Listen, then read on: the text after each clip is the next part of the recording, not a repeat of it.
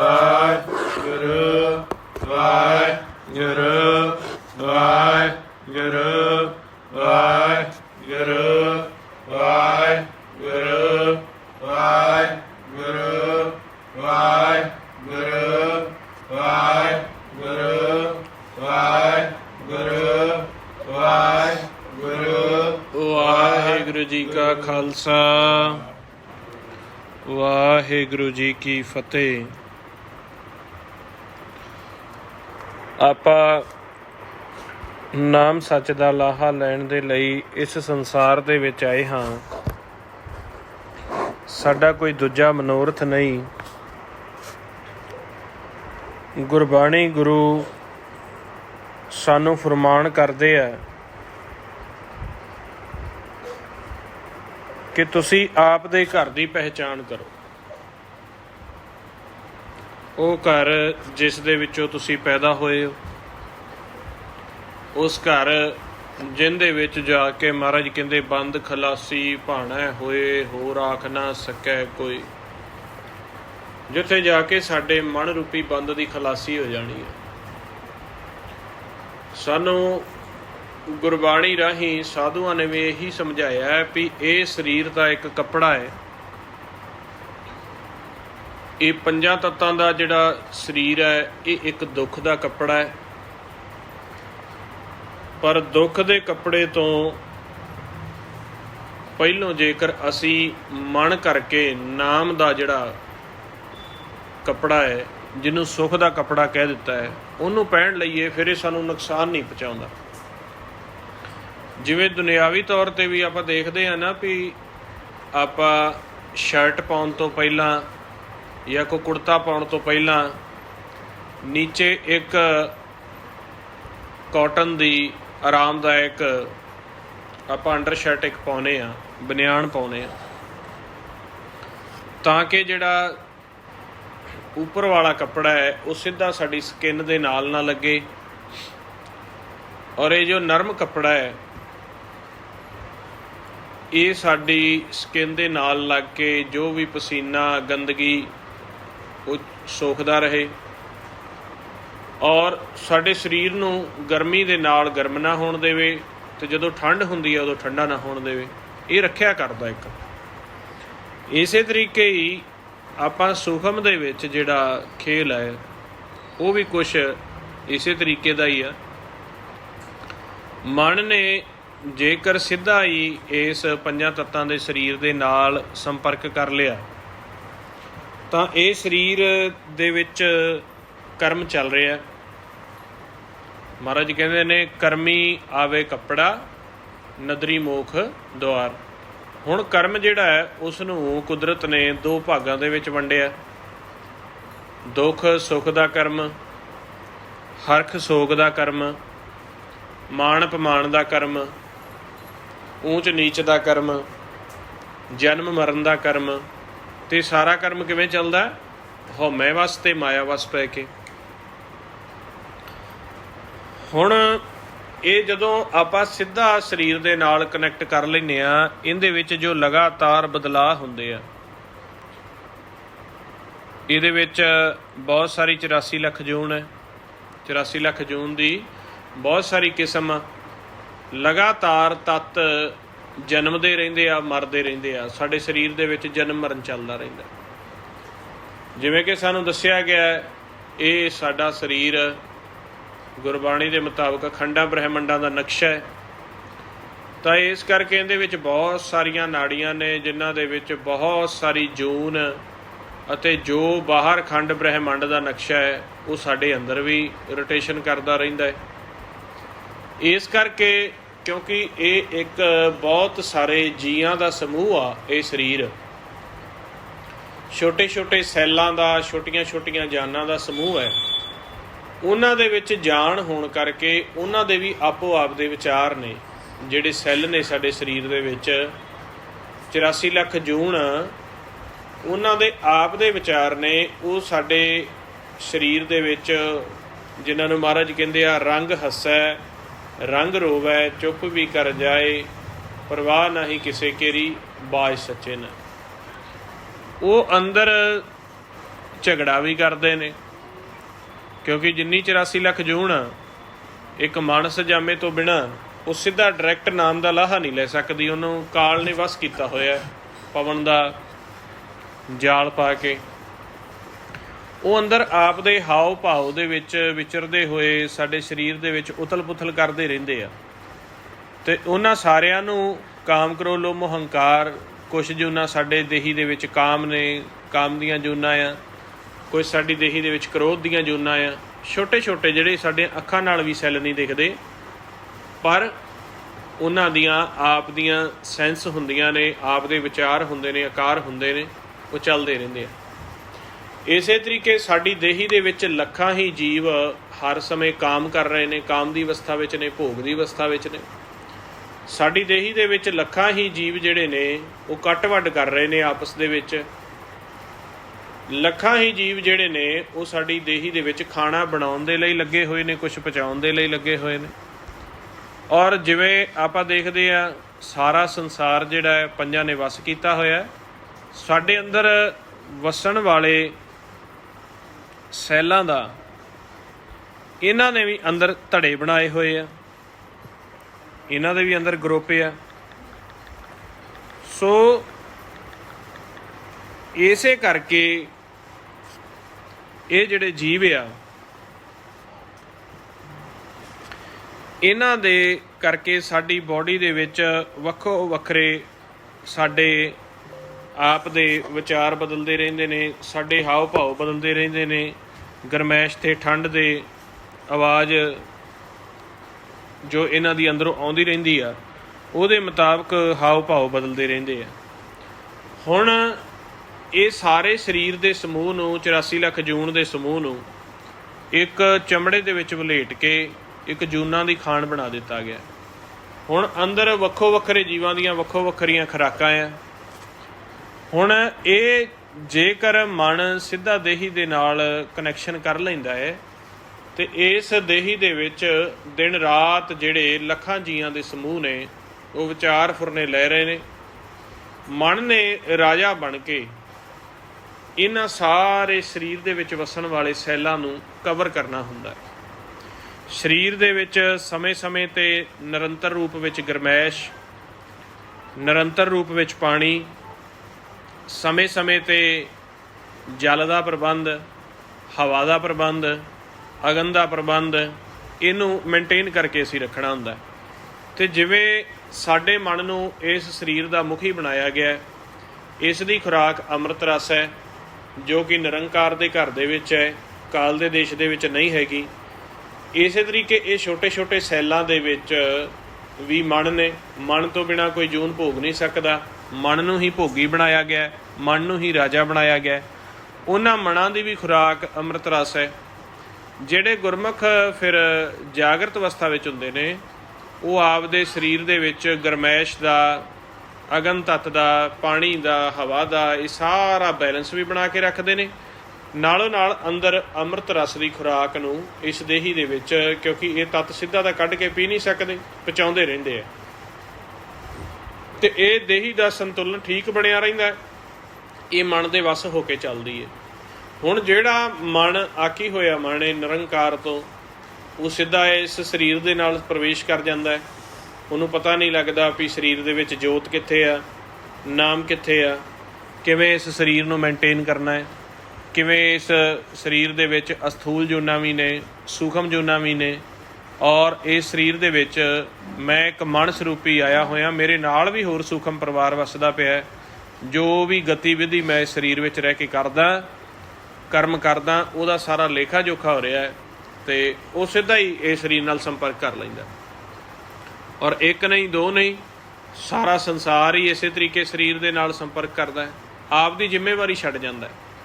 ਮਨ ਸਰੀਰ ਦੇ ਜਿਹੜੇ ਕੁਛ ਤੁੱਛ ਜਿਹੇ ਸੁੱਖ ਹੁੰਦੇ ਨੇ, ਸੁੱਖ ਹੁੰਦੇ ਆ ਤੁੱਛ ਜਿਹੇ, ਕਿਉਂਕਿ ਇਹ ਸਰੀਰ ਦੇ ਵਿੱਚ ਜਿੰਨੀ ਕੁ ਜਾਨ ਆ ਉਹਦੇ ਮੁਤਾਬਕ ਮਾਲਕ ਨੇ ਸੁੱਖ ਵੀ ਬਣਾ ਕੇ ਦਿੱਤਾ। ਇਹਨਾਂ ਸੁੱਖਾਂ ਦੇ ਵਿੱਚ ਪੈ ਕੇ ਆਪ ਦਾ ਭੁੱਲ ਕੇ, ਆਪ ਦਾ ਅਸਲ ਸੁੱਖ ਭੁੱਲ ਕੇ ਨਾਮ ਸੱਚ ਦਾ, ਸਹਿਜ ਦਾ, ਇਸ ਸਰੀਰ ਦੇ ਨਾਲ ਪਿਆਰ ਪਾ ਲੈਂਦਾ ਔਰ ਸੌਂ ਜਾਂਦਾ। ਜਦੋਂ ਪੰਜ ਦੂਤ ਦੇਖਦੇ ਆ, ਕਾਲ ਦੇਖਦਾ ਹੈ ਕਿ ਮਨ ਨੂੰ ਭੇਜਿਆ ਤਾਂ ਇਸ ਨਗਰੀ ਦੇ ਵਿੱਚ ਰਾਜ ਕਰਨ ਸੀ। ਮਨ ਨੇ ਨਾਮ ਦਾ ਕੱਪੜਾ ਪਹਿਨਣਾ ਸੀ।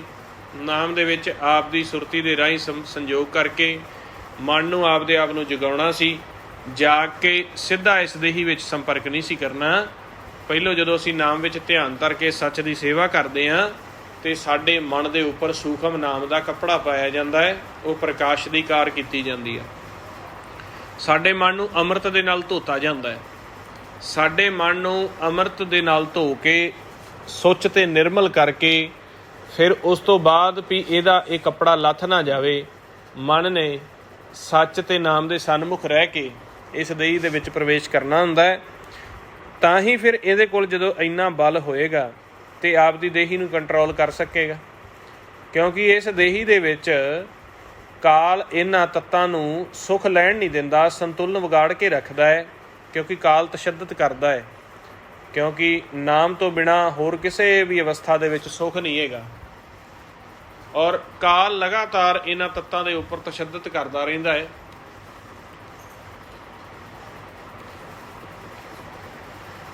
ਤਾਂ ਕਿ ਇਹ ਸੁਖੀ ਨਾ ਵਸ ਸਕਣ। ਔਰ ਵਿਚਾਰਾਂ ਫੁਰਨਿਆਂ ਦੇ ਵਿੱਚ ਹੀ ਇਸ ਸਰੀਰ ਦੇ ਵਿੱਚ ਲੱਖਾਂ ਕਰੋੜਾਂ ਦੀ ਤਾਦਾਦ ਦੇ ਵਿੱਚ ਜਨਮ ਮਰਨ ਹੋ ਰਿਹਾ। ਇਹ ਸੁਖੀ ਨਾ ਵਸ ਸਕਣ। ਔਰ ਇਸੇ ਤਰੀਕੇ ਇਹ ਛੋਟੇ ਛੋਟੇ ਤੱਤਾਂ ਨੂੰ ਵੀ ਗਾਂਹ ਦੀ ਗਾਂਹ ਜੂਨਾਂ ਵਿੱਚ ਹੀ ਚਲਾਉਣਾ ਚਾਹੁੰਦਾ ਹੈ। ਹੁਣ ਜਿਹੜਾ ਜਾਗਰਤ ਅਵਸਥਾ ਦੇ ਵਿੱਚ ਗੁਰਮੁਖ ਹੈ, ਉਹ ਤਾਂ ਸੋਚਦਾ ਹੈ ਵੀ ਜਿੱਥੋਂ ਤੱਕ ਮੈਨੂੰ ਮਾਲਕ ਨੇ ਹੱਕ ਦਿੱਤਾ ਹੈ, ਪਾਵਰ ਦਿੱਤੀ ਹੈ, ਖਜ਼ਾਨਾ ਦਿੱਤਾ ਹੈ, ਉਸ ਪਾਵਰ ਖਜ਼ਾਨੇ ਨੂੰ ਹੱਕ ਨੂੰ ਵਰਤਦਿਆਂ ਹੋਇਆਂ ਮੈਂ ਆਪ ਵੀ ਸੁਖੀ ਰਹਿਣਾ, ਸਨਮੁਖ ਰਹਿਣਾ ਅਤੇ ਮੈਂ ਮੇਰੀ ਦੂਜੀ ਫੌਜ ਨੂੰ, ਜਿਹੜੇ ਸਰੀਰ ਵਿੱਚ ਵੱਸਦੇ ਲੱਖਾਂ ਜੀਵ ਨੇ, ਇਹਨਾਂ ਨੂੰ ਵੀ ਪਾਉਣ ਵੀ ਬਰਾਬਰ ਦਿਆਂ, ਖੁਰਾਕ ਵੀ ਬਰਾਬਰ ਦਿਆਂ, ਗਰਮੈਸ਼ ਵੀ ਬਰਾਬਰ ਰੱਖਾਂ, ਪਾਣੀ ਦਾ ਸੰਤੁਲਨ ਵੀ ਨਾ ਵਿਗੜਨ ਦਿਆਂ। ਨਹੀਂ ਤਾਂ ਇਹ ਸਰੀਰ ਤਾਂ ਇੱਕ ਬੜਾ ਸਹਿਜ ਦੇ ਵਿੱਚ ਚੱਲਣ ਵਾਲਾ ਇੱਕ ਖਾਲਸ ਜੀਵ ਹੈ। ਹੁਣ ਮਹਾਰਾਜ ਸੱਚੇ ਪਾਤਸ਼ਾਹ ਨੇ ਦੂਜੇ ਪਾਸੇ ਇਹ ਵੀ ਬਚਨ ਕੀਤੇ ਆ, ਚਤੁਰ ਪਹਿਰ ਦਿਨ ਜਗਤ ਚਤੁਰ ਜੁਗ ਨਿਸ ਮਹਾਂ ਪ੍ਰਲੈ ਸਮਾਨ ਦਿਨ ਪ੍ਰਤ ਹੈ। ਮਹਾਰਾਜ ਕਹਿੰਦੇ ਚਤੁਰ ਪਹਿਰ ਦਿਨ ਜਗਤ ਚਤੁਰ ਜੁਗ ਨਿਸ ਮਹਾਂ ਚਤੁਰ ਜੁਗ ਨਿਸ ਮਹਾਂ ਪ੍ਰਲੇ ਸਮਾਨ ਦਿਨ ਪ੍ਰਤ ਹੈ। ਮਹਾਰਾਜ ਜੀ ਕਹਿੰਦੇ ਇਹ ਜਿਹੜਾ ਇੱਕ ਦਿਨ ਆ, ਇਹ ਜਿਹੜੇ ਇਹਦੇ ਵਿੱਚ 4 ਪਹਿਰ ਨੇ। ਦਿਨ ਦੇ ਜਿਹੜੇ 4 ਪਹਿਰ ਆ, ਰਾਤ ਦੇ ਜਿਹੜੇ 4 ਪਹਿਰ ਆ। ਜਿਵੇਂ ਪਹਿਰ ਹੁੰਦੇ ਨੇ 3 ਘੰਟਿਆਂ ਦਾ ਇੱਕ ਪਹਿਰ ਹੁੰਦਾ ਨਾ, ਇਸੇ ਤਰੀਕੇ ਜਿਹੜੇ 4 ਪਹਿਰੇ ਦਿਨ ਦੇ ਨੇ ਤੇ 4 ਪਹਿਰੇ ਰਾਤ ਦੇ ਨੇ। 4 ਪਹਿਰਾਂ ਦੀ ਰਾਤ ਹੁੰਦੀ ਆ, 4 ਪਹਿਰਾਂ ਦਾ ਦਿਨ ਹੁੰਦਾ ਹੈ, ਔਰ 8 ਪਹਿਰਾਂ ਨੂੰ ਮਿਲਾ ਕੇ ਦਿਨ ਤੇ ਰਾਤ ਬਣਦਾ ਹੈ। ਮਹਾਰਾਜ ਸੱਚੇ ਪਾਤਸ਼ਾਹ ਕਹਿੰਦੇ ਇਹ 4 ਯੁੱਗਾਂ ਦੀ ਜੇਕਰ ਨਿਚੋੜ ਕੱਢਿਆ ਜਾਵੇ, ਇੱਕ ਦਿਨ ਦੇ ਵਿੱਚ ਜਿਹੜੇ 4 ਪਹਿਰ ਆ, ਉਹ ਪਹਿਰ ਜਿਵੇਂ ਪਹਿਲੜਾ ਪਹਿਰ ਸ਼ੁਰੂ ਹੋ ਜਾਂਦਾ 6 ਤੋਂ 9, ਦੂਜਾ ਪਹਿਰ ਸ਼ੁਰੂ ਹੋ ਜਾਂਦਾ 9 ਤੋਂ 12, ਤੀਜਾ ਪਹਿਰ ਸ਼ੁਰੂ ਹੋ ਜਾਂਦਾ 12 ਤੋਂ 3, ਚੌਥਾ ਪਹਿਰ ਸ਼ੁਰੂ ਹੋ ਜਾਂਦਾ 3 ਤੋਂ 6। ਆਹ ਹੁਣ ਰਾਤ ਦਾ ਪਹਿਲਾ ਪਹਿਰਾ ਸ਼ੁਰੂ ਹੋ ਚੁੱਕਿਆ 6 ਤੋਂ 9, ਰਾਤ ਦਾ ਦੂਜਾ ਪਹਿਰ ਆਏਗਾ 9 ਤੋਂ 12 ਦਾ, ਰਾਤ ਦਾ ਤੀਜਾ ਪਹਿਰ ਆਏਗਾ 12 ਤੋਂ 3, ਔਰ ਅਖੀਰੀ ਪਹਿਰ ਤੜਕੇ 3 ਤੋਂ 6। ਚੌਥੇ ਪਹਿਰੇ ਜਿਹੜੇ ਜਾ ਕੇ ਗੁਰਮੁਖ ਅਭਿਆਸ ਕਰਦੇ ਨੇ। ਹੁਣ 4 ਪਹਿਰਿਆਂ ਦੇ ਵਿੱਚ ਜਿਵੇਂ ਆਪਾਂ ਸੁਬਾਹ ਉੱਠਦੇ ਹਾਂ 6 ਤੋਂ 9, ਬਿਲਕੁਲ ਸਾਡਾ ਮਨ ਵੀ ਸਹਿਜ ਹੁੰਦਾ ਹੈ, ਸਰੀਰ ਵੀ ਸਾਡਾ ਐਕਟਿਵ ਹੁੰਦਾ ਹੈ। ਅਸੀਂ ਨਾਮ ਬਾਣੀ ਦੇ ਨਾਲ ਜੁੜ ਕੇ ਕਮਾਈ ਕਰਕੇ ਸਰੀਰ ਵਿੱਚ ਪ੍ਰਵੇਸ਼ ਕਰਦੇ ਹਾਂ। ਉਸ ਤੋਂ 9 ਤੋਂ 12 ਦਾ ਜਿਹੜਾ ਸਮਾਂ ਹੁੰਦਾ ਹੈ, ਉਹਦੇ ਵਿੱਚ ਅਸੀਂ ਰਜੋਗੁਣੀ ਵਿਚਾਰ ਲੈਂਦੇ ਹਾਂ, ਅਸੀਂ ਆਪ ਦੀ ਕਿਰਤ ਕਰਦੇ ਹਾਂ, ਅਸੀਂ ਆਪ ਦੇ ਧੰਦਿਆਂ ਦੇ ਲਈ ਸੋਚਦੇ ਹਾਂ, ਉਧਰ ਆਪ ਦਾ ਸਾਰਾ ਧਿਆਨ ਕੇਂਦਰਿਤ ਕਰ ਲੈਂਦੇ ਹਾਂ। ਸੋ 6 ਤੋਂ 9 ਨੂੰ ਸਤਜੁਗ, 9 ਤੋਂ 12 ਦੇ ਵਿੱਚ ਜਦੋਂ ਇੱਕ ਚਿੱਤ ਹੋ ਕੇ ਨਾਮ ਵਿਸਰ ਗਿਆ ਤੇ ਉਧਰੋਂ ਕਰਮ ਚੱਲ ਪਿਆ ਤੇ ਉਹ ਤ੍ਰੇਤਾ ਆ ਗਿਆ। ਫਿਰ 12 ਤੋਂ 3 ਦੇ ਵਿੱਚ ਅਸੀਂ ਕਰਮ ਦੀ ਥਕਾਵਟ ਦੇ ਨਾਲ, ਇੱਧਰ ਦੇ ਖਾਣਿਆਂ ਦੇ ਨਾਲ, ਰਸ-ਪਸ ਦੇ ਨਾਲ, ਇੱਧਰ ਦੇ ਸੰਜੋਗਾਂ ਦੇ ਨਾਲ ਪਿਆਰ ਪਾਉਂਦੇ ਹਾਂ। ਕਰਮ ਦੀ ਥਕਾਵਟ ਨੂੰ ਲੋੜ ਮਨਾਉਂਦੇ ਹੋਏ ਆਸ਼ਾ ਵਿਲਾਸ਼ਾ ਤ੍ਰਿਸ਼ਨਾਵਾਂ ਸੰਸਿਆਂ ਫੁਰਨਿਆਂ ਵਿੱਚ ਜਾਂਦੇ ਹਾਂ, ਔਰ ਇਹ ਦੁਆਪਰ ਦੇ ਨਾਲ ਜੋੜ ਦਿੱਤਾ ਗਿਆ।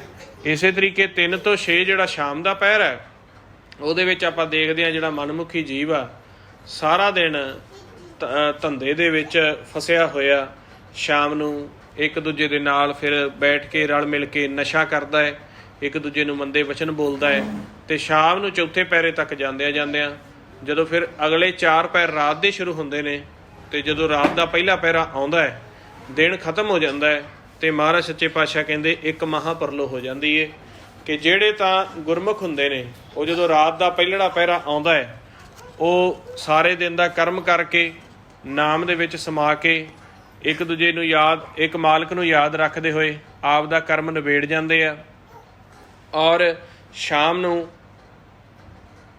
ਆਪ ਦੇ ਘਰ ਵਾਪਸ ਚਲੇ ਜਾਂਦੇ ਆ ਪਹਿਲੇ ਪਹਿਰੇ ਵਿੱਚ ਹੀ। ਜਿਵੇਂ 6 ਤੋਂ 9 ਹੁੰਦਾ ਹੈ, ਸੌਣ ਦਾ ਸਮਾਂ ਹੁੰਦਾ ਜੋ ਐਕੂਰੇਟ ਹੈ। ਔਰ ਜਿਹੜਾ ਮਨਮੁਖ ਹੈ ਉਹ ਸਾਰੇ ਦਿਨ ਦੇ ਵਿੱਚ ਹਾਰਦਾ ਉਹਨੂੰ ਸੁਬਾਹ ਸਮਾਂ ਦਿੱਤਾ, ਉਹਨੂੰ ਦੁਪਹਿਰੇ ਦਿੱਤਾ, ਸ਼ਾਮੀ ਦਿੱਤਾ, ਰਾਤ ਤੱਕ ਜਦੋਂ ਪਹੁੰਚਦਾ ਸ਼ਾਮ ਤੱਕ ਕਾਲ ਜਿਹੜਾ ਹੈ ਉਹਨੂੰ ਨਸ਼ੇ ਪਿਆ ਕੇ ਸ਼ਾਮ ਤੱਕ ਝਗੜਾ, ਜਦੋਂ ਪਰਿਵਾਰ ਵਿੱਚ ਵਾਪਸ ਆਇਆ ਕਰਮ ਕਰਕੇ ਝਗੜਾ ਕੀਤਾ, ਬੱਚਿਆਂ ਨਾਲ ਝਗੜਾ ਕੀਤਾ, ਯਾਰਾਂ ਦੋਸਤਾਂ ਨਾਲ ਝਗੜਾ ਕੀਤਾ, ਅਯਾਸ਼ੀ ਕੀਤੀ, ਜੂਏ ਖੇਡੇ ਤੇ ਭਵਜਲ ਦੇ ਵਿੱਚ ਉਹਨੂੰ ਸੱਟ ਦਿੱਤਾ ਜਾਂਦਾ ਹੈ। ਹੁਣ ਮਹਾਰਾਜ ਨੇ ਤਾਂ ਗੁਰਬਾਣੀ ਵਿੱਚ ਇੱਥੋਂ ਤੱਕ ਵੀ ਕਿਹਾ ਹੈ, ਲਾਹੌਰ ਪੈਰ ਲਾਹੌਰ ਸੈਰ ਸਵਾ ਪੈਰ ਜ਼ਹਿਰ ਕਹਿਰ। ਫਿਰ ਸ਼ਾਮ ਨੂੰ ਜਿਹੜਾ ਪੈਰ ਕਿਹਾ ਹੈ ਨਾ, ਇਹ ਜਿਹੜਾ ਜਦੋਂ ਮਹਾਂਪਰਲੋ ਆ ਜਾਂਦੀ ਹੈ ਸ਼ਾਮ ਨੂੰ 4 ਯੁਗਾਂ ਦਾ ਦਿਨ ਖਤਮ ਹੋ ਜਾਂਦਾ ਹੈ।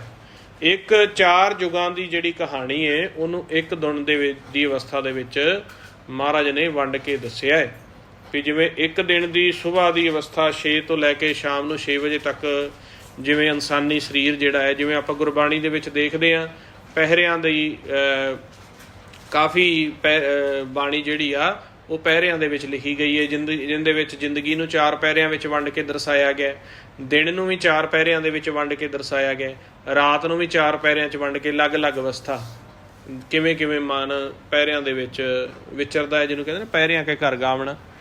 ਤੇ ਜਿਹੜਾ ਕਹਿੰਦੇ ਆ ਲਾਹੌਰ ਸੈਰ ਸਵਾ ਪਹਿਰ ਜ਼ਹਿਰ ਕਹਿਰ, ਉਹ ਜਦੋਂ ਫਿਰ ਸ਼ਾਮ ਦੀ ਮਹਾਂਪਰਲੋ ਆ ਜਾਂਦੀ ਏ, ਕਰਮ ਦੀ ਥਕਾਵਟ ਤੋਂ ਟੁੱਟਿਆ ਹੋਇਆ ਜੀਵ ਆਉਂਦਾ ਹੈ, ਕਾਲ ਉਹਦੇ ਸਰੀਰ ਦੇ ਵਿੱਚ ਵੀ ਕਿੰਨਾ ਕੁ ਗਰਮੈਸ਼ ਦੀ ਲੋੜ ਹੈ, ਕਿੰਨਾ ਕੁ ਪਾਣੀ ਦੀ ਲੋੜ ਹੈ, ਇਸ ਚੀਜ਼ ਦਾ ਉਹਨੂੰ ਭੇਤ ਹੀ ਨਹੀਂ ਆਉਣ ਦਿੰਦਾ।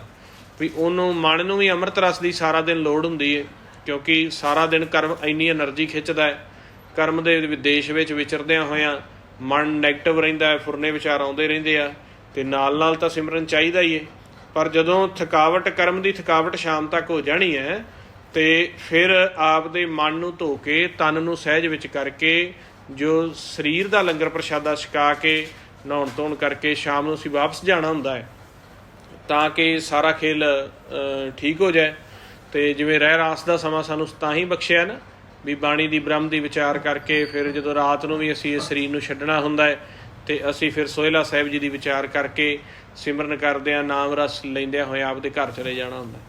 ਪਰ ਜਿਹੜਾ ਮਨਮੁਖ ਇਹ ਸਵਾ ਪੈਰ ਦਾ ਭਾਵ ਹੋ ਗਿਆ ਵੀ ਜਿਵੇਂ 3 ਘੰਟਿਆਂ ਦਾ ਇੱਕ ਪਹਿਰਾ ਹੋ ਗਿਆ ਜੀ, ਤੇ ਸਵਾ ਪੈਰ ਤੁਸੀਂ ਲਾ ਲਓ ਵੀ ਕਿੰਨਾ ਬਣ ਗਿਆ ਜੀ ਉਹਦਾ। ਹਾਂਜੀ, ਸਵਾ ਪੈਰ ਕਰੀਬਨ 1.5 ਘੰਟੇ ਦਾ ਸਮਾਂ ਜਿਹੜਾ ਜ਼ਿਆਦਾ ਹੀ ਬਣ ਗਿਆ ਜੀ। ਜਿਵੇਂ ਸਵਾ ਪੈਰ ਜਿਹੜਾ ਹੋ ਗਿਆ ਲਾਹੌਰ ਸ਼ਹਿਰ ਸਵਾ ਪੈਰ ਹੋ ਗਿਆ, ਜਿਵੇਂ 3 ਘੰਟੇ ਤਾਂ ਇੱਕ ਹੋ ਗਏ ਤੇ 25 ਪੈਸੇ ਅਗਲੇ ਲਾ ਲਓ। ਹਾਂਜੀ, 45 ਕੁ ਮਿੰਟ ਜਿਵੇਂ ਲਾ ਲਈਏ। ਤੇ ਉਹ ਸਵਾ ਪੈਰ ਜਿਹੜਾ ਹੈ ਨਾ ਉਹ ਸ਼ਾਮ ਵਾਲਾ ਦੱਸਿਆ ਹੋਇਆ ਵੀ ਜਿਹੜਾ 6 ਤੋਂ 9 ਤੇ 9 ਤੋਂ ਘੰਟਾ ਕੁੱਤੇ ਜਿਹੜਾ 10 ਵਜੇ ਤੱਕ। ਤੁਸੀਂ ਆਮ ਤੌਰ ਤੇ ਰੋਜ਼ ਨੋਟ ਵੀ ਕਰਿਆ ਜੇ, ਜਿਹੜਾ ਆਹ ਹੁਣ ਸਮਾਂ ਹੈ 6 ਤੋਂ ਲੈ ਕੇ ਰਾਤ ਨੂੰ 10 ਵਜੇ ਤੱਕ ਜਿੰਨਾ ਸੰਸਾਰ ਦੇ ਵਿੱਚ ਪਾਪ ਹੁੰਦਾ ਹੈ, ਜਿੰਨਾ ਸੰਸਾਰ ਦੇ ਵਿੱਚ ਕਾਮ, ਨਸ਼ਾ, ਜੂਆ, ਵੇਸਵਾਵਾਂ ਦੇ ਕੋਲ ਜਾਣਾ, ਮੰਦੇ ਕਰਮ ਜਿਹੜੇ ਹੁੰਦੇ ਨੇ, ਵਾਰਦਾਤਾਂ ਜਿਹੜੀਆਂ ਹੁੰਦੀਆਂ ਨੇ, ਸਰੀਰ ਨੂੰ ਨੁਕਸਾਨ ਪਹੁੰਚਾਇਆ ਜਾਂਦਾ ਹੈ, ਉਹ ਇਸੇ 6 ਤੋਂ 10 ਦੇ ਸਮੇਂ ਦੇ ਵਿੱਚ ਪਹੁੰਚਾਈਆਂ ਜਾਂਦੀਆਂ ਨੇ। ਤੇ ਤਾਂ ਇਹਨੂੰ ਕਹਿ ਦਿੱਤਾ ਹੈ ਲਾਹੌਰ ਸ਼ਹਿਰ ਸਵਾ ਪੈਰ ਜ਼ਹਿਰ ਕਹਿਰ। ਜੇ ਇਹਨੂੰ ਲਾਹੌਰ ਸ਼ਹਿਰ ਨਾਲ ਜੋੜ ਦਿੱਤਾ ਗਿਆ, ਜਿਵੇਂ ਉਦੋਂ ਗੁਰੂ ਸਾਹਿਬ ਦੇ ਸਮੇਂ ਵੀ ਜਿਹੜੀਆਂ ਆਪਾਂ ਦੇਖਦੇ ਹਾਂ ਵੀ ਜਦੋਂ ਬਾਬਰ ਚੜ੍ਹ ਕੇ ਆਉਂਦਾ ਹੈ ਜਾਂ ਜਦੋਂ ਅਗਲੇ ਰਾਜੇ ਜਿਹੜੇ ਆ ਅਕਬਰ ਵਰਗੇ, ਬਾਬਰ ਵਰਗੇ ਜਾਂ ਜਿਹੜੇ ਹੈਗੇ ਆ ਜਹਾਂਗੀਰ ਵਰਗੇ, ਇਹਨਾਂ ਨੇ ਕਿੰਨੀ ਉਦੋਂ ਦਰਿੰਦਗੀ ਜਿਹੜੀ ਆ ਲਾਹੌਰ ਸ਼ਹਿਰ ਵਰਗਿਆਂ ਦੇ ਵਿੱਚ ਕੀਤਾ। ਜਿਵੇਂ ਬਾਬਰ ਬਾਣੀ ਵਿੱਚ ਵੀ ਮਹਾਰਾਜ ਨੇ ਦੱਸਿਆ ਵੀ ਉਦੋਂ ਕੀ ਹੋਇਆ ਸੀਗਾ ਜਦੋਂ ਮੁਸਲਮਾਨਾਂ ਤੇ ਪਠਾਨਾਂ ਦੇ ਵਿੱਚ ਲੜਾਈ ਹੋਈ। ਤੇ ਉਹ ਤਾਂ ਉਸ ਚੀਜ਼ ਨਾਲ ਜੋੜ ਦਿੱਤਾ ਜਾਂਦਾ ਵੀ ਜਿਵੇਂ ਲਾਹੌਰ ਸ਼ਹਿਰ ਦੇ ਵਿੱਚ ਕੱਟ ਵੱਢ ਹੋਈ, ਇੰਨਾ ਨੁਕਸਾਨ ਹੋਇਆ, ਇਹ ਸ਼ਾਮ ਨੂੰ ਕਾਲ ਵੀ ਜਿਹੜਾ ਸਵਾ ਪੈਰ ਜ਼ਹਿਰ ਕਹਿਰ, ਜ਼ਹਿਰ ਪਾ ਦਿੰਦਾ ਸਾਰਿਆਂ ਸਰੀਰਾਂ ਦੇ ਵਿੱਚ ਤੇ ਉਹਨਾਂ ਸਰੀਰਾਂ ਦੇ ਉੱਤੇ ਕਹਿਰ ਕਰਕੇ। ਤੇ ਜਦੋਂ ਦਿਨ ਦੀ ਮਹਾਂਪਰਲੋ ਖਤਮ ਹੁੰਦੀ ਏ, ਜਦੋਂ ਦਿਨ ਖਤਮ ਹੋਇਆ 4 ਯੁੱਗ ਖਤਮ ਹੁੰਦੇ ਨੇ, ਉਦੋਂ ਖਤਮ ਹੁੰਦਿਆਂ ਸਾਰ ਹੀ ਇੱਕ ਮਹਾਂਪਰਲੋ ਆਉਂਦੀ ਏ, ਬਹੁਤ ਵੱਡੀ ਮਹਾਂਪਰਲੋ ਆਉਂਦੀ ਏ ਜਿਹੜੀ 4 ਯੁੱਗਾਂ ਦੀ ਖੇਲ ਨੂੰ ਖਤਮ ਕਰਕੇ ਸਾਰਾ ਕੁਝ ਉਡਾ ਕੇ ਲੈ ਜਾਂਦੀ ਹੈ। ਹੁਣ ਉਹ ਸਵਾ ਪੈਰ ਜਿਹੜਾ ਹੈ ਇਹ ਸ਼ਾਮ ਨੂੰ 6 ਤੋਂ 10 ਵਜੇ ਦਾ ਹੈ।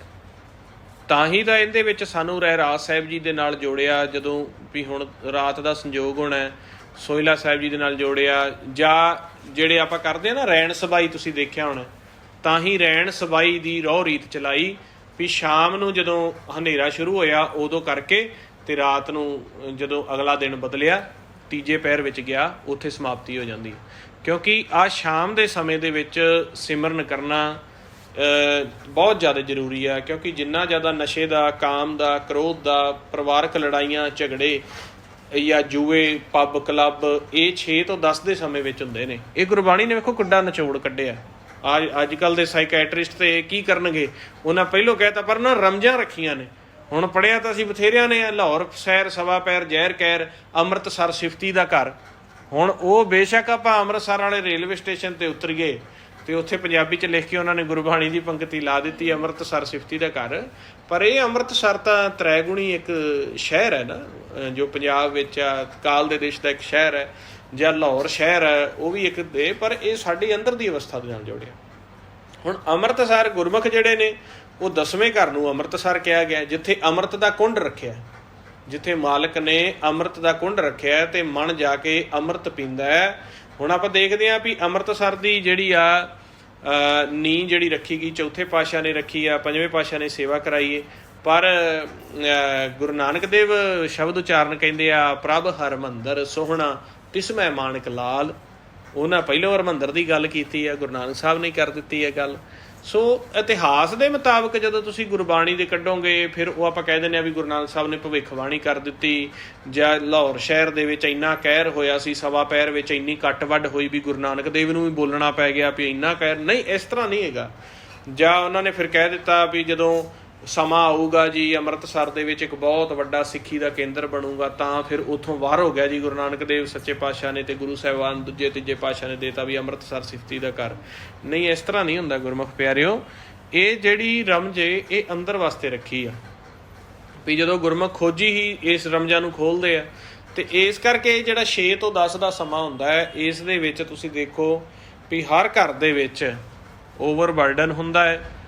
ਜਿਹੜੇ ਮਨਮੁਖੀ ਜੀਵ ਨੇ ਉਹ ਤਾਂ ਇਸ ਸਮੇਂ ਦੇ ਵਿੱਚ ਫਿਰ ਜਦੋਂ 10 ਵੱਜ ਗਏ, ਸਵਾ ਪੈਰ ਬੀਤ ਗਿਆ, ਫਿਰ ਮਨਮੁਖੀ ਜੀਵਾਂ ਨੂੰ ਜ਼ਹਿਰ ਪਾ ਕੇ, ਉਹਨਾਂ ਤੇ ਕਹਿਰ ਕਰਕੇ, ਕਲੇਸ਼ ਕਰਵਾ ਕੇ, ਮੰਦੇ ਕਰਮ ਕਰਵਾ ਕੇ, ਉਹਨਾਂ ਨੂੰ ਕਾਲ ਭਵਜਲ ਦੇ ਵਿੱਚ ਸਿੱਟ ਕੇ, ਦੇਹੀ ਤੋਂ ਵੱਖ ਕਰਕੇ, ਫਿਰ ਰਾਤ ਨੂੰ ਜਦੋਂ ਰਾਤ ਦੇ 4 ਪਹਿਰਾਂ ਦੇ ਵਿੱਚ ਪ੍ਰਵੇਸ਼ ਕਰ ਗਏ, ਤੇ ਫਿਰ ਮਹਾਰਾਜ ਕਹਿੰਦੇ ਚਤੁਰ ਪਹਿਰ ਦਿਨ ਜਗਤ, ਚਤੁਰ ਜੁਗ ਨਿਸ ਮਹਾਪਰਲੈ ਸਮਾਨ ਦ੍ਰਿਨ ਪ੍ਰਤ ਹੈ। ਮਹਾਰਾਜ ਕਹਿੰਦੇ ਉਹ ਮਹਾਪਰਲੋ ਦੇ ਵਿੱਚ ਉਹਨਾਂ ਨੂੰ ਸਾੜ ਕੇ ਤੇ ਸਾਰੀ ਰਾਤ ਭਵਜਲ ਦੇ ਵਿੱਚ ਸੁੱਟ ਦਿੰਦਾ ਹੈ। ਤੇ ਉਹ ਮਹਾਪਰਲੋ ਵੀ ਫਿਰ ਕਈ ਯੁੱਗ ਚੱਲਦੀ ਹੈ। ਜਦੋਂ ਹੁਣ ਮਹਾਪਰਲੋ ਆ ਗਈ, ਖੰਡਾਂ ਬ੍ਰਹਿਮੰਡਾਂ ਨੂੰ ਨੁਕਸਾਨ ਕਰ ਦਿੱਤਾ, ਤੇ ਸਾਰੀ ਚੀਜ਼ ਜਿਹੜੀ ਆ ਆਪਾਂ ਦੇਖਦੇ ਹਾਂ ਵੀ ਹੁਣ ਵੀ ਜਿਹੜੇ ਗ੍ਰਹਿ ਆ ਜਿਨ੍ਹਾਂ ਦੇ ਉੱਤੇ ਪਰਲੋ ਆ ਕੇ ਸੜੀ ਹੋਈ ਆ, ਜਿਨ੍ਹਾਂ ਦੇ ਬੈਲੈਂਸ ਆਊਟ ਹੋਏ ਪਏ ਆ, ਕਿਤੇ ਨਾਈਟ੍ਰੋਜਨ ਜ਼ਿਆਦਾ ਵਧੀ ਪਈ ਆ, ਕਿਤੇ ਪਾਣੀ ਨਹੀਂ ਹੈਗਾ, ਕਿਤੇ ਅੱਗ ਨਹੀਂ ਬਹੁਤ ਆ। ਆਪਾਂ ਦੇਖਦੇ ਹਾਂ ਨਾ ਮੰਗਲ, ਸ਼ੁੱਕਰ, ਸ਼ਨੀ, ਕਿਸੇ ਸਮੇਂ ਇਹਨਾਂ ਦੇ ਉੱਪਰ ਵੀ ਜੀਵਨ ਸੀਗਾ, ਪਰ ਉੱਥੇ ਮਹਾਪਰਲੋ ਆਈ, ਉਸ ਗ੍ਰਹਿ ਨੂੰ ਤਹਿਸ ਨਹਿਸ ਕਰ ਦਿੱਤਾ, ਪਰਮਾਣੂ ਦੁਆਰਾ ਤਹਿਸ ਨਹਿਸ ਕਰ ਦਿੱਤਾ। ਤੇ ਹੁਣ ਦੇਖੋ ਕਿੰਨੇ ਯੁੱਗ ਲੱਗਣਗੇ ਦੁਬਾਰਾ ਜੀਵਨ ਨੂੰ।